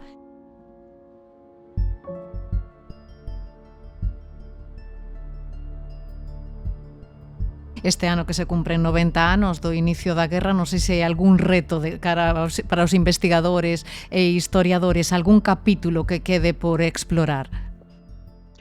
Quedan perfilar moitísimas cousas aún, por lo tanto, máis que poñer un ano así como intentar conseguir algo, pois creo que todos os que nos dedicamos a isto estamos intentando profundar en tanto na cuantificación como na cualificación de todos estos casos, incluso ir depurando, porque ás veces hai nomes que están errados, hai algúns erros de nomes que se repiten moitas veces con variantes e non son, o sea que aínda queda moitísimo traballo que facer. E sobre todo, o principal, eu penso que é unha cuestión de índole educativa. Claro, sí. Estamos vendo hoxe en día que, bueno, que aquelo foi unha cousa dos vellos, que se pegan uns tiros, pero tampouco, bueno, todos tiñan culpa. Esa é a visión que se nos quere meter hoxe en día, que perdamos a perspectiva do que realmente foi. Esperemos que non sexa así. Pois Xoán Carlos Abad Gallego, moitísimas grazas por axudarnos a facer este percorrido pola historia de Vigo dos últimos anos. Moitísimas grazas e unha aperta. Grazas a vos por deixarnos poder comunicarlas. Moitas grazas. Un saúdo. Adiós. Quedan de seguro moitas historias que contar, historias que ide recuperando tanto os investigadores, os historiadores, como desde as asociacións memorialistas. Pero, Xavier, queda algunha asignatura pendente na cidade, quizás a eliminación de simboloxía franquista, como esa gran cruz do Castro que sigue presidindo ese lugar? Sí, evidentemente, é un insulto ás víctimas, e, bueno, eso algún día ten que ser derrubado, de cualquier maneira, sexa polo civil ou polo militar, pero eso ten que ser derrubado porque é unha auténtica vergoña para a cidade e para as víctimas. E despois sinalar o Museo de Arte Contemporáneo, que foi o cárcere principal, eso non está sinalizado, quere dicir que se incumpre a lei da memoria tamén, que o Concello desta cidade incumpre a lei da memoria. E despois hai outro cárcere que habería que sinalar, que é o Frontón, que estaba en María Verdiales, que non existe, ¿no? O edificio non existe, pero habería que sinalalo. Despois hai outros centros de tortura que tamén habería que sinalar. Quer dizer, que queda moito porque realmente non se fixo prácticamente nada. Pensamos que fixemos moito, pero hai que facer unha crítica, tamén temos os medios que temos, evidentemente, pero bueno, hai que traballar a memoria ten que ser da xente, da cidadanía, dirían agora, eu digo do povo traballador, a memoria ten que ser do povo traballador. Este 2026 no que se conmemoran 90 anos do inicio da guerra, do inicio do alzamento militar, algún proxecto en mente, algunha actividade prevista dende a asociación, Xavier? Sí, ademais de facer, digamos, ademais de manter as datas que queremos continuar co 20 de julio e co 10 de novembro, porque queremos que queden instauradas como datas, unha do xenocidio e outra dos fusilamentos. Temos outras, ademais de charlas, evidentemente, ademais de presentacións de libros. Si queremos facer algún monumento relativo ás víctimas do fascismo. E entón iso non e non quero avanzar moito máis porque quero que sexa unha sorpresa tamén para o propio Concello de Vigo. Bueno, pois nada, seguiremos a pista. Xavier Moreda, moitísimas grazas por contarnos a túa historia, por axudarnos tamén a contar a historia deses anos da cidade de Vigo, e grazas por pasarte pola Ferida Aberta no 36. A ti, unha aperta enorme. Unha aperta. Non sei se Xanleira ten preparado algo para 2026. Sí, teño preparado cousas. De feito, eu estou remasterizando unha longa metraxe que estreei no ano 2005, que se chamou e chama Crónicas da Galiza Mártir. Estou no proceso de remasterización desa película, na edición de un libro sobre historias de vida das persoas que teño entrevistadas, e tamén estou trabajando con una exposición divulgativa sobre este tema. Así que sí, estoy dándolle duro a ese proyecto que espero tenerlo rematado en febreiro, marzo do ano que comeza. Pois desexando ver os froitos dese traballo. Xan Leira, moitísimas grazas por pasarte un día máis pola Ferida Berta no 36. Grazas e un mil con Igualmente aperta. para ti. Seguimos loitando pola memoria. Seguimos. Vale, gracias a ti.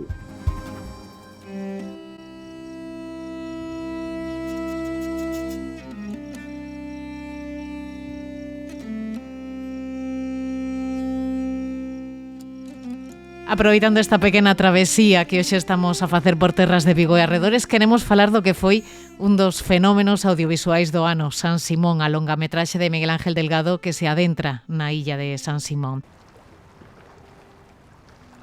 Trouxeronos á illa na madrugada do día 15. A pequena motora que nos levaba cruzou o río en silencio. O medo torturábanos a todos.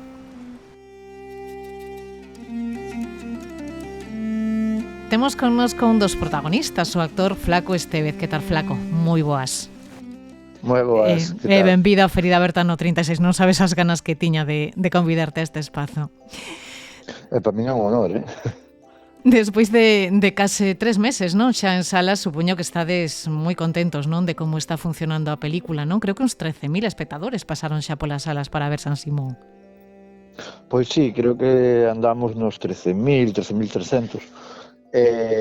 Bueno, con boa crítica, ademais. Sí, moi ben, moi ben. Supoño que a estas alturas xa todos saben que Flaco encarna na película Lamas, un dos presos do campo de concentración que estaba condenado a morte, non? E que bota a vista atrás un pouco para relatar 7 anos despois do peche do campo a historia dos homes e mulleres de San Simón. É un relato, Flaco, cargado de dor, de sufrimento, pero tamén de resistencia, de dignidade e, sobre todo, de moita verdade. É o que percibimos na película. Sí, José Acuña Lamas, que é o personaxe que eu encarno en San Simón, que é a voz narrativa, non, desa memoria da illa de San Simón, pois é un dos primeiros presos que entran en San Simón. Bueno, a mí non me gusta chamarlle presos, porque para min os presos, bueno, pues, son os que cometen algún tipo de delito. Eu creo que esta xente non cometeu ningún.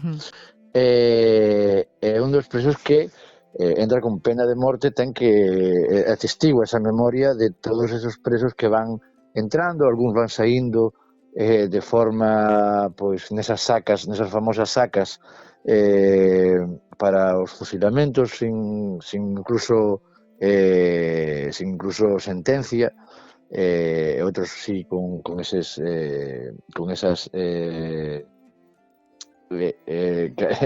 sentencias que, bueno, que tampouco son moi legais, vamos a decirlo así, e atestigo eso, toda a memoria de San Simón, non? De todo ese paso da represión por esa illa tan fermosa e a vez que se converteu en algo tan cruel. Xa, un papel cunha carga emocional moi grande, non? Non só pola temática que aborda, que xa é demais, senón sobre todo pola estrategia escollida, non? Para a narrativa, os escenarios reais, con personaxes de carne e oso, recorrendo actores profesionais e afeccionados con lazos familiares en San Simón, como é tamén o teu caso, non, Flaco?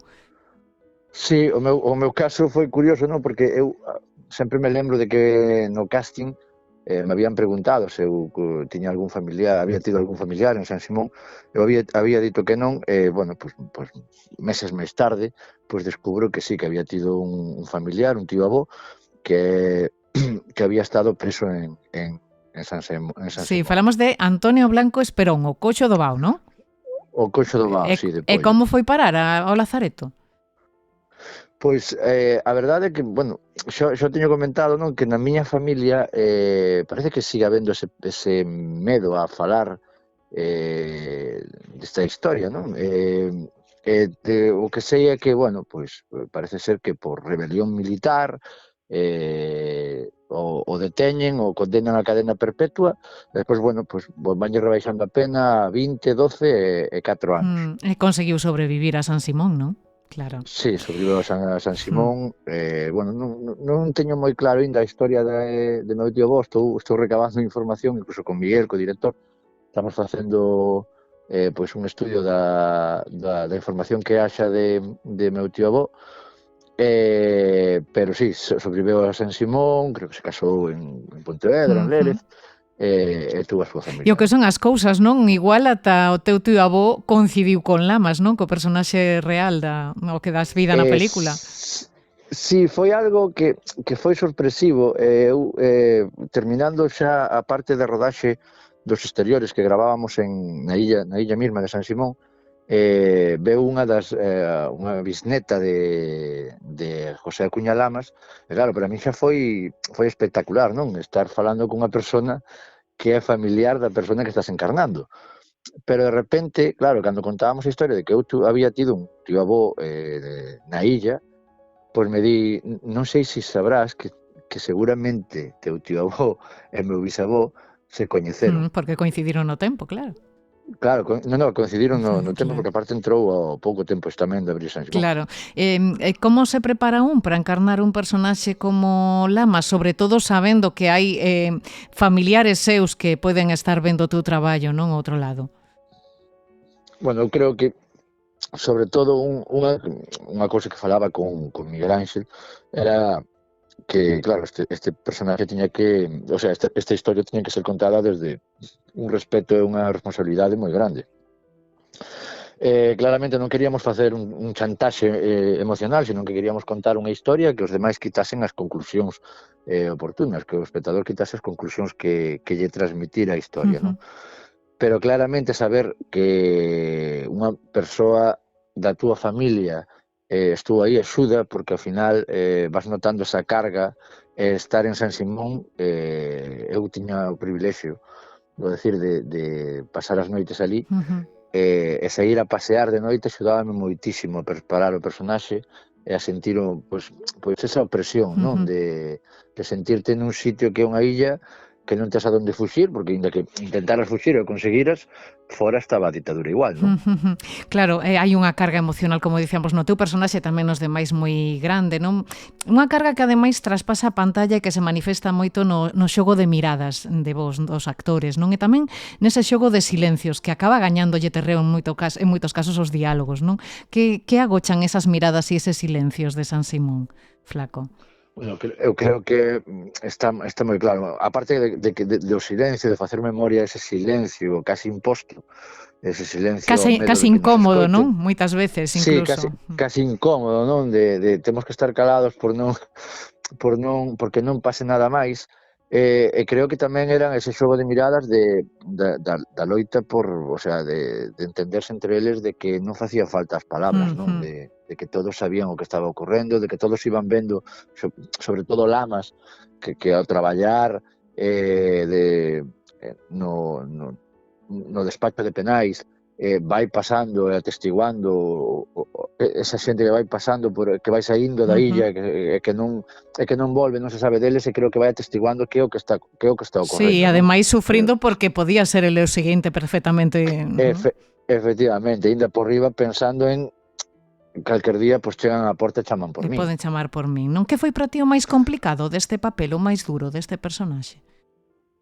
Bueno, creo que o máis duro foi, creo que en tema profesional son un tío que se gesticula moito, podo dicir que son un zaera, gesticulo moitísimo. Ese personaxe necesitaba estar moi limpo e non ter tanta xestualidade. Foi cómodo pensar que Lama seguramente, claramente nos coñecín, pouco sabemos do que sinteu el dentro, non? Porque non hai ningún dato do que el pudo sentir, non? De sentimento. Sí. Pero creo que entrando con pena de morte, eu creo que era un tío que quería ocupar, non? Unha persona que quería ocupar o mínimo espacio posible e chamar o mínimo a atención. Entonces a xestualidade tiña que ser moi limitada. Eso foi o que me axudou, non? Saber, bueno, verte na pel de se eu entro aquí con pena de morte, que é o que faría. Xa. Miguel Ángel Delgado contou-nos aquí que a película pues, naceu hai moitos anos atrás, que hai detrás un traballo de documentación moi grande, non?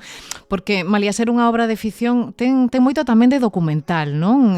Tanto no fondo como na forma, polo tipo de narración, pola estética do branco e negro, non? E por ese minucioso esforzo por documentar quen era quen no interior do campo, que queda moi claro na película. Todo en San Simón ten a súa razón de ser, non?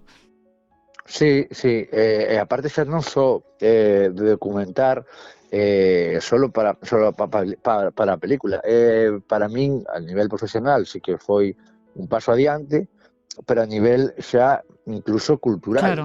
O sea, en todas as secuencias eu recordo a Miguel que falábamos da secuencia, pero contábache datos históricos, non? Datos con papéis, incluso che sacaba papéis e dicía que foi cando pasaba isto, ocurría isto, e sacaban a estas persoas para leválas a fusilar. Entonces era moi fácil traballar con eso porque parecía que o estabas vivindo nese momento. E chama moito a atención a forza do relato, malia que tampouco hai demasiadas escenas explícitas de violencia no filme, non? Eso era algo moi buscado, non?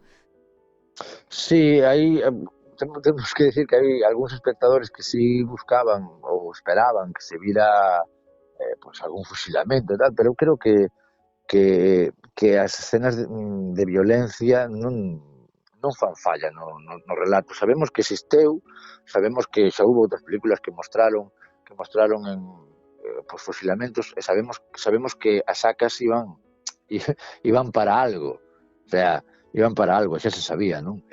Non facía falta mostrar. Eu son dos que digo que a veces hai cousas que non podemos non se deben mostrar porque se están contadas. Xa.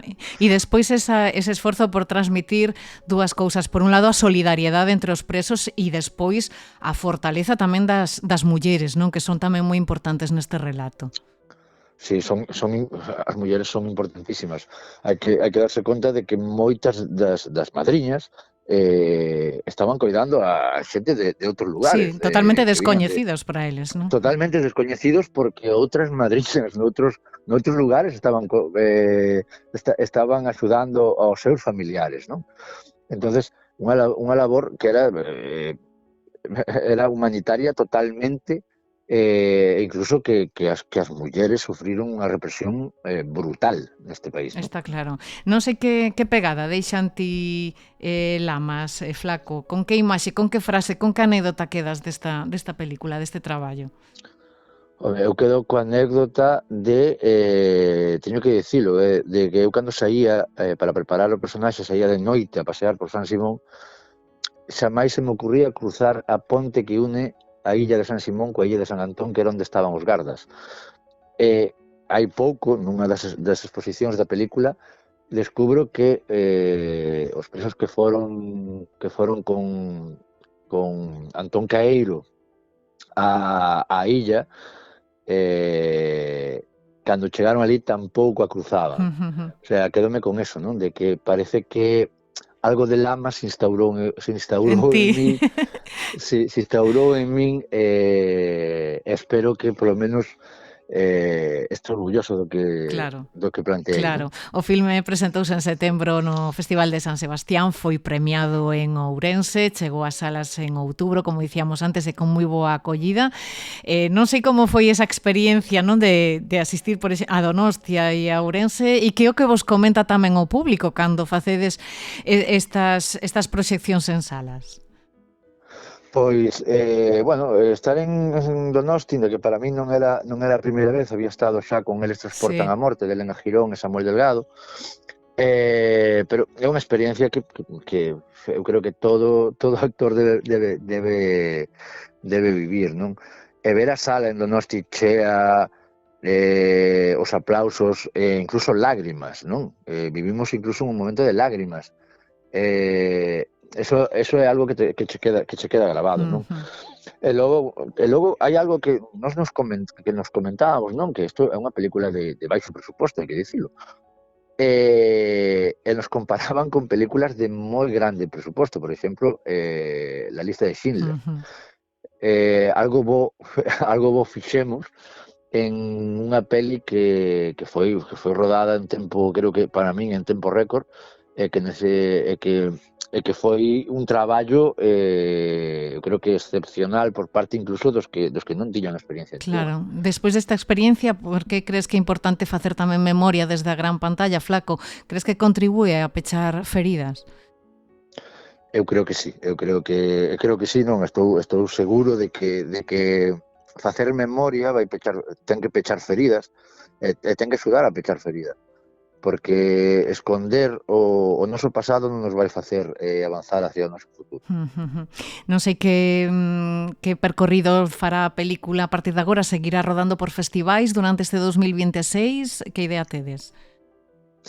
Algún festival, supoño que irá, eso xa leva máis a Producción a e distribución. distribuidora, a produción, non? Pero bueno, sei que están solicitando de moitos lugares, están solicitando dende Barcelona, están solicitando dende Asturias, desde Santander, dende Oviedo, e creo que, bueno, agora saldremos, supoñome, máis ao ambiente nacional. E que agarda, Flaco, Estévez neste 2026, que proxectos tes debaixo do brazo, que seguro que hai algún guión por aí? Bueno, pues sí, sale algún guión de, bueno, pues en principio dunha serie, dunha miniserie da que non podo falar de momento. Xa, alto secreto. Sí, bueno, saleu, sí, alto secreto. E saleu unha serie, bueno, espero que o 2026 pues a min pues me traxa bueno, pues traballos, non? Pois nada, Flaco Estévez, moitísimos éxitos para este 2026. Moitísimas grazas por axudarnos a comprender un poquiño mellor este traballo de San Simón. Grazas e unha aperta enorme. Unha aperta. Estreamos 2026 e con el inauguramos o ano oteriano, no que se rende homenaxe ao patriarca das nosas letras, coincidindo co 50 aniversario do seu pasamento, un ano que servirá, agardamos, para adentrarnos na vida, na obra e no pensamento de Ramón Otero Pedrallo. Pedimos facer unha pequena incursión no universo oteriano coa axuda de Patricia Arias Achero, secretaria da Fundación Otero Pedrallo e especialista na figura de don Ramón. Que tal, Patricia, como estás? Moi boas. Hola, boa tarde, Nuria. Que tal? Benvida a Ferida Berta no 36. Antes de nada, con que expectativas afrontades este ano oteriano na Fundación? Bueno, naturalmente estamos moi contentos, non? Porque vai ser un ano importante para poñer, bueno, no espazo público a figura do autor que dá nome a nosa fundación e, por outro lado, bueno, un pouco preocupados tamén porque se ven enriba moito traballo, pero, bueno, moi ilusionados. Bueno, o traballo é enorme, como enorme é a obra de don Ramón Otero Pedrallo, novelista, poeta, ensaísta, articulista, autor teatral, mestre da oratoria, a súa obra inmensa, case inabarcable. 50 anos despois do seu pasamento, Patricia, queda aínda obra inédita de don Ramón. Sí, é moi curioso. Foi unha persoa que escribiu moitísimo, entón seguimos tendo moito texto inédito, cousas que escribiu sobre todo despois da guerra, nos primeiros anos despois da guerra, e seguen nos arquivos en publicar. Supoño que este ano sairá a luz algún inédito. Hai algunha iniciativa xa por aí? Pois sí, mira, hai unha iniciativa de un manuscrito que se custodiaba no Fondo de Domingo García Sabel, que é unha colección, unha semblanza de textos líricos moi poéticos sobre a cidade de Compostela, que se titula Do San Lucas ao San Xoán, que é o que duraba o período escolar antano no 19 e a comezos do 20. E entón un pouco unha homenaxe á cidade e aos estudantes. Iremos seguramente coñecendo moito da obra de Otero Pedrallo ao longo deste ano. Algo menos sabemos da traxectoria vital del, non? Un home, ti te lo descrito en algunha ocasión, dunha intelixencia clara, un carácter noble, e moi apegado a súa nai, non? Como se desprende desa numerosísima relación epistolar que ambos mantiveron e que ti tiveches ocasión de estudiar, non? Sí, bueno, sempre pasa un pouco con unha persoa de vida tan lonxeva, non? E que ademais que atravesa momentos tan importantes da historia de Galicia, pois hai lugares con máis sombras, non? Lugares onde é máis difícil chegar. A relación a nai para min foi unha sorpresa, non? Porque a través desas cartas, son casi 1400 cartas, durante 50 anos aproximadamente, e dá pé para ver un pouco esa relación materno-filial, que por un lado é moi tenro, non? Porque humanizar moito a un gran intelectual, e por outro lado importante porque vai dándolle conta do que é o seu día a día en momentos moi importantes da súa vida, non? Na época universitaria, bueno, cando está lonxe dela, sobre todo. Sí, porque, bueno, Otero estuda en Madrid, non? A carreira de Filosofía e Letras, tamén a de Dereito. Creo que esta última por compracer a nai, non? Seu pai era médico e dixo que era mellor que se dedicara a outras cousas, Quedou non? orfo de pai cando tiña 16 anos. Entón, el dixo que o seu pai que lle dixera, que lle recomendara, non? Faite catedrático, porque os catedráticos son os frades do século XX. Os frades do século A nai XX. quería que el fose abogado, porque ela era filla dun abogado e aspiraba que o seu fillo, bueno, pois herdase un pouco o bufete do avó. Entón, el debátese entre estudar aquelo que era a súa vocación, non? Que era era filosofía e letras naquel momento, ou dereito, que era o que quería a súa nai. E para non desgustala, o que fixo foi facer as dúas cousas a vez, non? Que daba a conta do unidos que estaban. Claro, porque escoller, non? Pouco a pouco, fillo de Ladia, que nacera no seo dunha familia culta, non? E con moitos posibles, foi medrando intelectualmente, pero sempre mantendo ese vínculo irrompible ca terra, sobre todo ca terra de Trasalba, non? Sí, a aldea de Trasalba, el dende neno divide a vida, non? Como tantos outros nenos que viven, bueno, entre o 19 e o 20, non? Pois como tantas familias, un pouco entre a casa da cidade e a casa da aldea. E Trasalba para el foi sempre un lugar como moi idílico, non? Era o lugar do descanso, era o lugar do traballo intelectual e despois en tempos difíciles, nos tempos da guerra, é o lugar do refuxio, non? É onde el, bueno, sempre se fala do exilio interior de Don Ramón, e foi en Trasalba, nesa aldea a 15 kilómetros de Ourense, que hoxe pode vir visitar todo o mundo, a casa está aberta, e é un espazo moi importante para el. Se tiveramos que definir a personalidade de Otero Pedrallo, diríamos que se move un pouco entre o tradicionalismo, non? O galeguismo e o catolicismo profundo, non? Sí, é unha persoa en moitos aspectos tradicional, moi conservadora en algunhas cousas e un home moi honesto, non? Entón, tendo en conta que, digamos, o seu foco o seu cerne, non? O punto central da súa obra e da súa vida é Galicia, pois é neses parámetros, non? Entón, bueno, un home honesto, un home coherente ao longo de toda a súa traxectoria, valiente, discreto cando tivo que selo e moi unitario, creo eu. É unha persoa con unha traxectoria que é moi coherente, non? Foi nas eleccións do 18, non? Cando empeza a sair esa chispa, non? Da política, empeza a gromar ese compromiso político da man das Irmandades, do Grupo Nós. Como entra en contacto, Patricia, cos membros de Nós e como comeza a militar no galeguismo, Ramón Otero Pedrallo? Bueno, el os homes de Nós coñeceos dende sempre. Vicente Risco era o seu veciño do primeiro piso, é o neno co que xoga toda a infancia, non? E Florentino López Cuevillas aínda era algo familiar de Risco, medio curmán. Entón xogaron sempre xuntos, non? Ian ao mesmo instituto e coñecíanse dende sempre. Por que entra no galeguismo? Bueno, entra primeiro no agrarismo, cando volve de estudar en Madrid, cando remata as carreiras, non?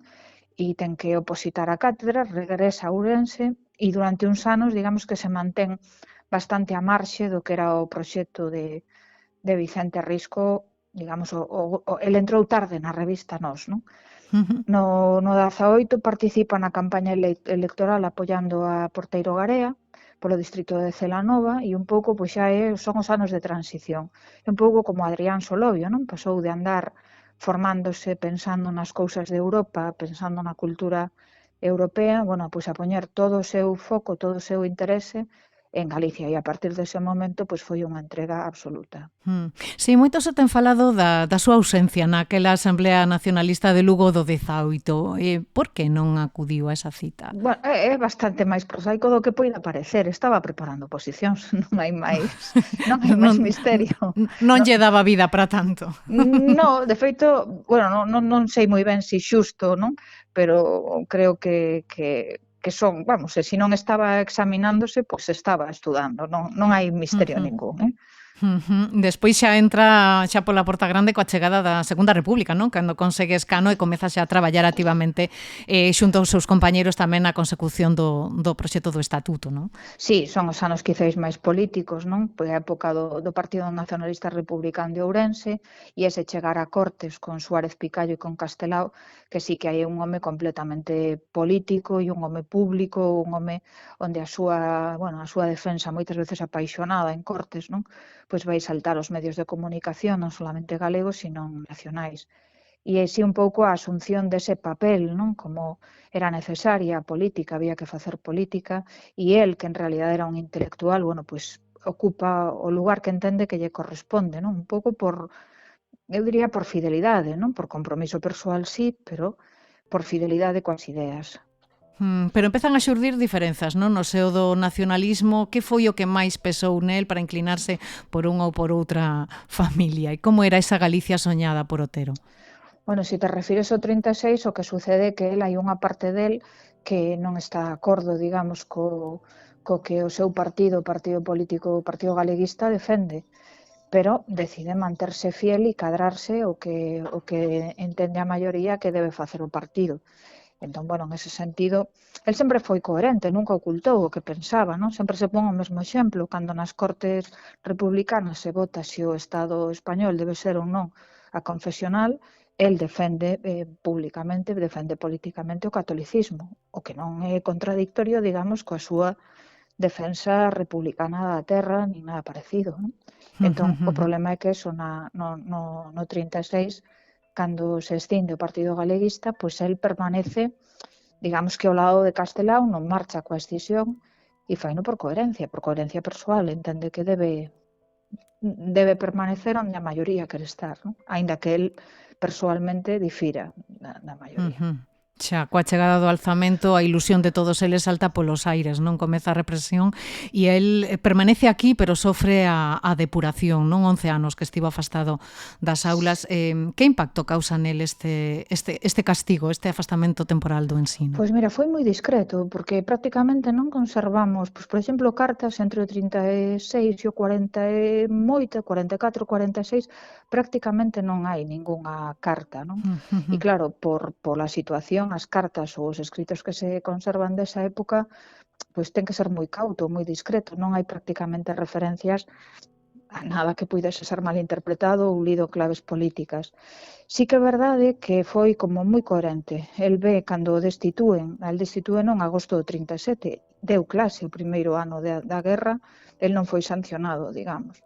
Cando o sancionan e lle proíben volver ao instituto e lle quitan o soldo, o que fai é retirarse á casa da aldea, esa casa de Trasalba, e un pouco, bueno, el di con moita broma, non? Que se vai dedicar a ler, a estudar os clásicos, e un pouco a súa nai realmente quen tira, digamos, do que é a economía familiar. Mentras ela viviu, foi ela sempre quen se preocupou, bueno, daquelas fincas das terras que lles daban diñeiro e lles permitían vivir. Así resiste a familia durante 11 anos, hasta que volve a ser incorporado á cátedra.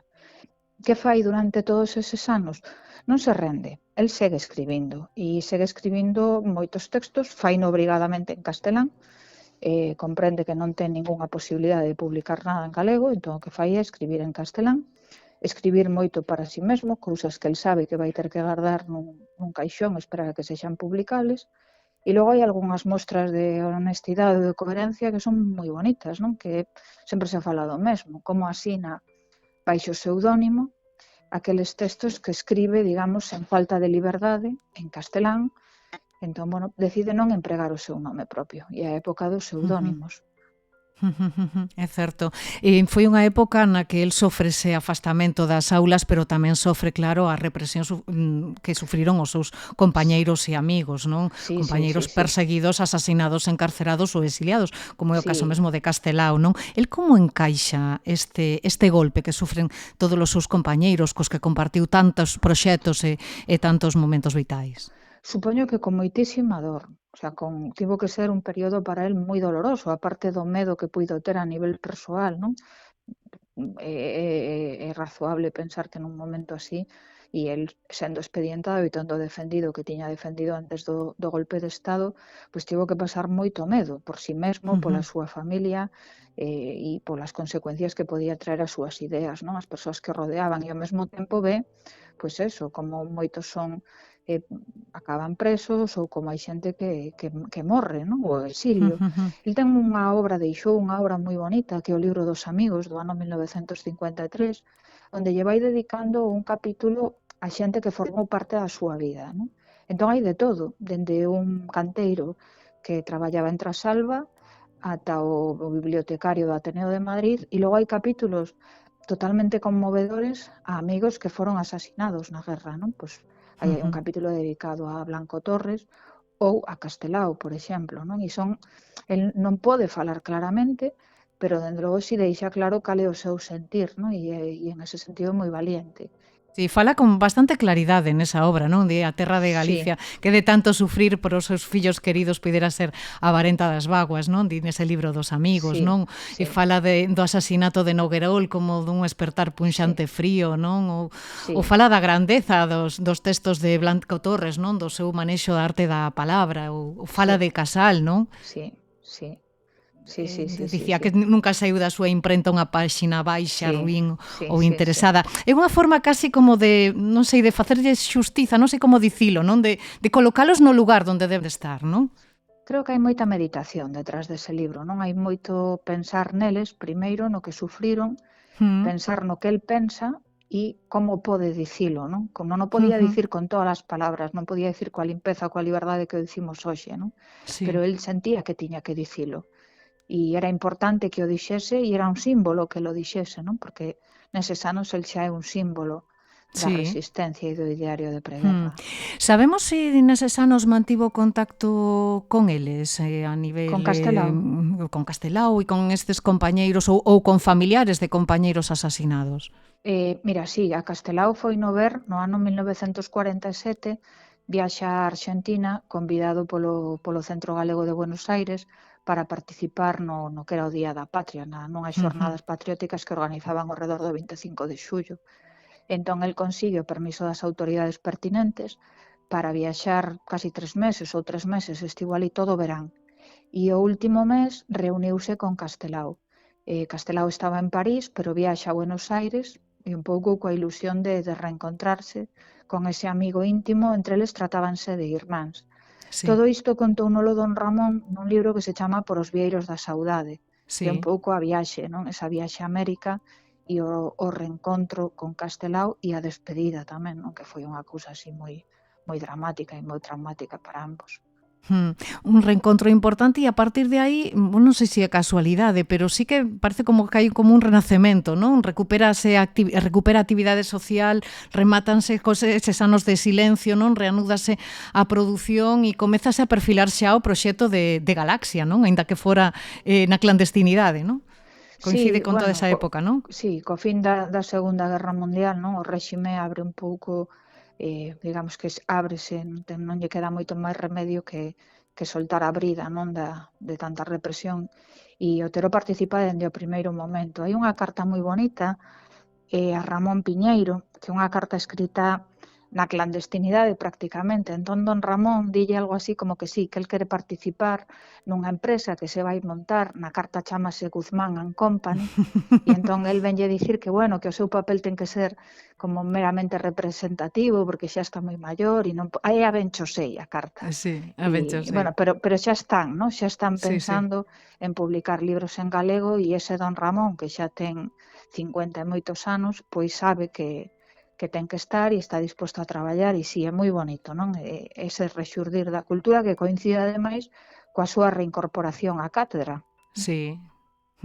E como conseguen sacar adiante ese proxecto en plena ditadura baixo a ollada inquisitora do réxime? Por moita linguaxe en clave que empregaran, Patricia. Pois mira, é moi bonito, non? Porque é un proxecto, claro, foi algo... Pensa que si empezan a pensar nisto a mediados dos 40, non? Ainda tardaron realmente en poñelo. Por un lado, hubo eu creo que moita terquedade deles, que si ou si o querían facer, e moita resistencia, non? Entón, bueno, o que fan é montar unha empresa privada dedicada ao libro. Hai figuras importantes detrás, xente que te pode poñer respaldo económico, non? Como Álvaro Gil, que se ocupa, por exemplo, do primeiro libro.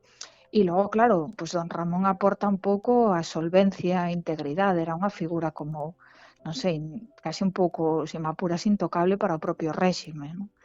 E, bueno, aí está un pouco o que sucede, por exemplo, coa reposición da cátedra, porque hai intelectuais ou figuras próximas ao goberno franquista que nesa mesma época, nos anos 45 ou 46, empezan a pedir a don Ramón que solicite ante o ministro de Educación que escriba un papel dicindo que quere ser reincorporado á cátedra, non? E entón aí está Filgueira Valverde ou Sánchez Cantón.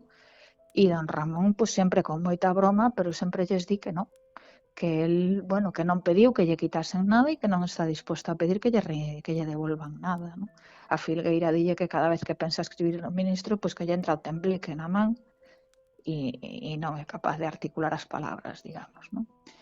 E un pouco, bueno, síntoma da súa coherencia e da súa bonomía, non? E aínda que hoxe poidan parecer cousas moi inocentes, pois claro, no ano 1947 non eran en absoluto inocentes, non? No ano 50 entra, fundase a editorial Galaxia. Que papel xogou Otero na creación deste proxecto tan inmenso como foi Galaxia para as nosas letras?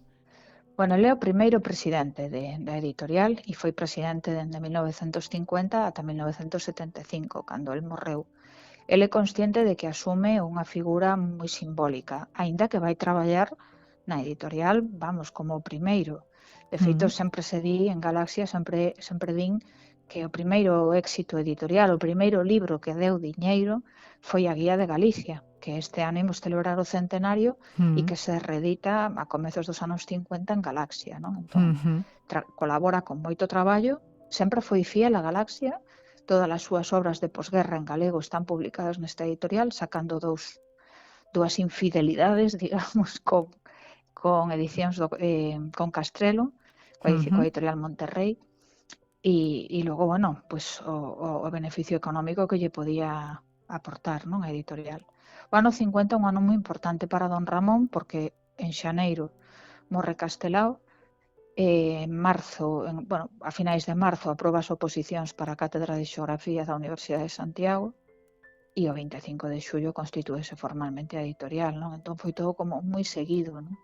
Son anos de ilusión, claro, porque significa que as cousas empezan a funcionar outra vez. El dixo que os 8 anos que pasou na universidade en 1950 a 1958, creo que literal dixo que foran os anos máis felices da súa vida. E iso ten moito que ver con que ve que hai xente nova, pois aí estaban Franco Grande, o Arcadio López Casanova, o Méndez Ferrín, o Xosé Manuel Beiras, que el vía que eran rapaces, pero que estaban dispostos a participar do ideario dos seus compañeiros de preguerra e do seu ideario, non? Digamos que el foi o nexo de unión, non? Entre esas dúas xeracións, non, Patricia? Sí, el era un pouco, bueno, o que viña de atrás, non? E o que estaba naquel presente que se empezaba outra vez coa loita política. Oxe que na Ferida Aberta no 36 estamos visitando Vigo, pois gustaríame tamén afondar un pouco na relación de don Ramón coa cidade olívica, non? E aí está ese nexo irrompible que é Galaxia, non? Pero ademais, que representa Vigo para Otero Pedrallo? Dende neno Vigo é o lugar das vacacións. Claro, como para todos os ourensáns, non? Sí, el sempre dicía que fora un neno moi enclenque, moi debilucho, que enfermaba con moita facilidade e, pois, a principios de século, os pais deciden leválo a Vigo a tomar baños de mar e de sol. E entón debeu ser unha felicidade absoluta, non? Falaba de un establecemento que eran, creo que Soto, os baños de Soto, e describía como a felicidade máis absoluta, non? Creo que un pouco sempre se simbolizou para él a cidade eso, non? A luz, a felicidade, porque logo Galaxia, as reunións en Galaxia para él eran unha felicidade, non? Claro. Sempre había unha boa comida, o encontrarse cos amigos, e él era moi de disfrutar desas cousas. Claro, ademais, bueno, na Fundación Penzol gárdase boa parte tamén do legado do autor de Trasalba, non? Sí, cando el en vida, non? Sabe que Fermín Penzol doa o seu patrimonio bibliográfico, non? O seu valiosísimo patrimonio bibliográfico a unha fundación que se vai constituir en Vigo. Tanto Fermín Penzol como Otero Pedrallo, ningún dos dous tiña fillos. A él era algo que lle preocupaba, non? Que iba a pasar coas súas cousas, e entón decide que todo que son documentos, cartas inéditos, pois que queden depositados en Penzol, e así se fixo a súa morte, e hoxe tendes en Vigo un tesouro, non? Nesa fundación, claro. Porque creo que calquera investigador da literatura, da historia da cultura galega sabe que hai que acudir a Penzol para consultar, non, as fontes. Imprescindible. De todo isto teremos ocasión de falar neste ano teriano, no que ademais, como dicías antes, se cumpren 100 anos da publicación da Guía de Galicia. Non sei se, temos 365 días por diante case, non? Temos xa deseñado o programa de actividades para honrar a don Ramón. Temos xa algunha actividade preparada na Fundación, Patricia? Pois mira, sí. Creo que unha das primeiras cousas que se vai facer vai ser hai unha película documental que organizou a Universidade de Vigo, capitaneada por unha catedrática de Dereito que se chama María José Bravo Bosch, que é padroeira da nosa fundación, e fixeron unha película documental moi bonita, sobre a vida de don Ramón, non? Sobre o seu compromiso, e creo que vai ser un dos primeiros actos, e logo en abril faremos un abril oteriano que facemos todos os anos, unha especie de congreso, non? Con achegas importantes dos oterianos. Hai algún roteiro xa para profesores de secundaria por Compostela, hai a publicación de algún libro, antes falábamos do San Lucas ou San Xoán, pero, por exemplo, vaise facer un libro tamén con os textos nos que Otero Pedrallo falou de Castelao, que son máis de 25 escritos diferentes donde recorda o seu irmán, o seu amigo, non? E, en principio hai un montón de actividades así planificadas, algunhas xa incluso pechadas. Que interesante, teremos ocasión de falar ao longo de todo este ano. Pois Patricia Arias, moitísimas grazas por pasarte hoxe pola Ferida Aberta no 36 e por axudarnos a percorrer os mundos de don Ramón Otero Pedrallo. Grazas e unha aperta. Moitísimas grazas a ti por contar connosco e por facer o traballo que estás facendo, que é moi necesario. Graciñas, Patricia. Aperta.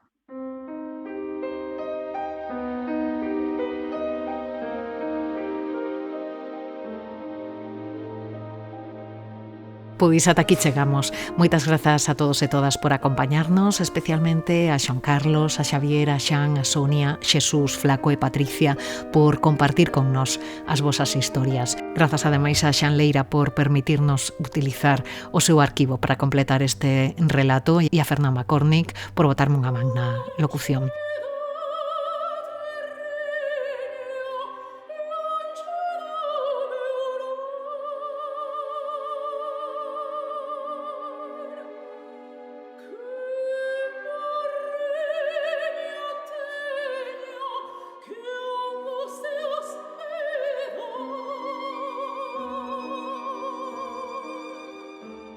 Moi pronto volveremos con máis historias como estas. Xa sabes que podes atoparnos en Spotify, iBooks, YouTube e agora tamén en Podimo en Apple Podcast.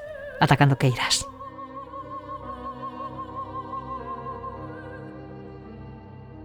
A Ferida Aberta no 36, un podcast de Nuria López.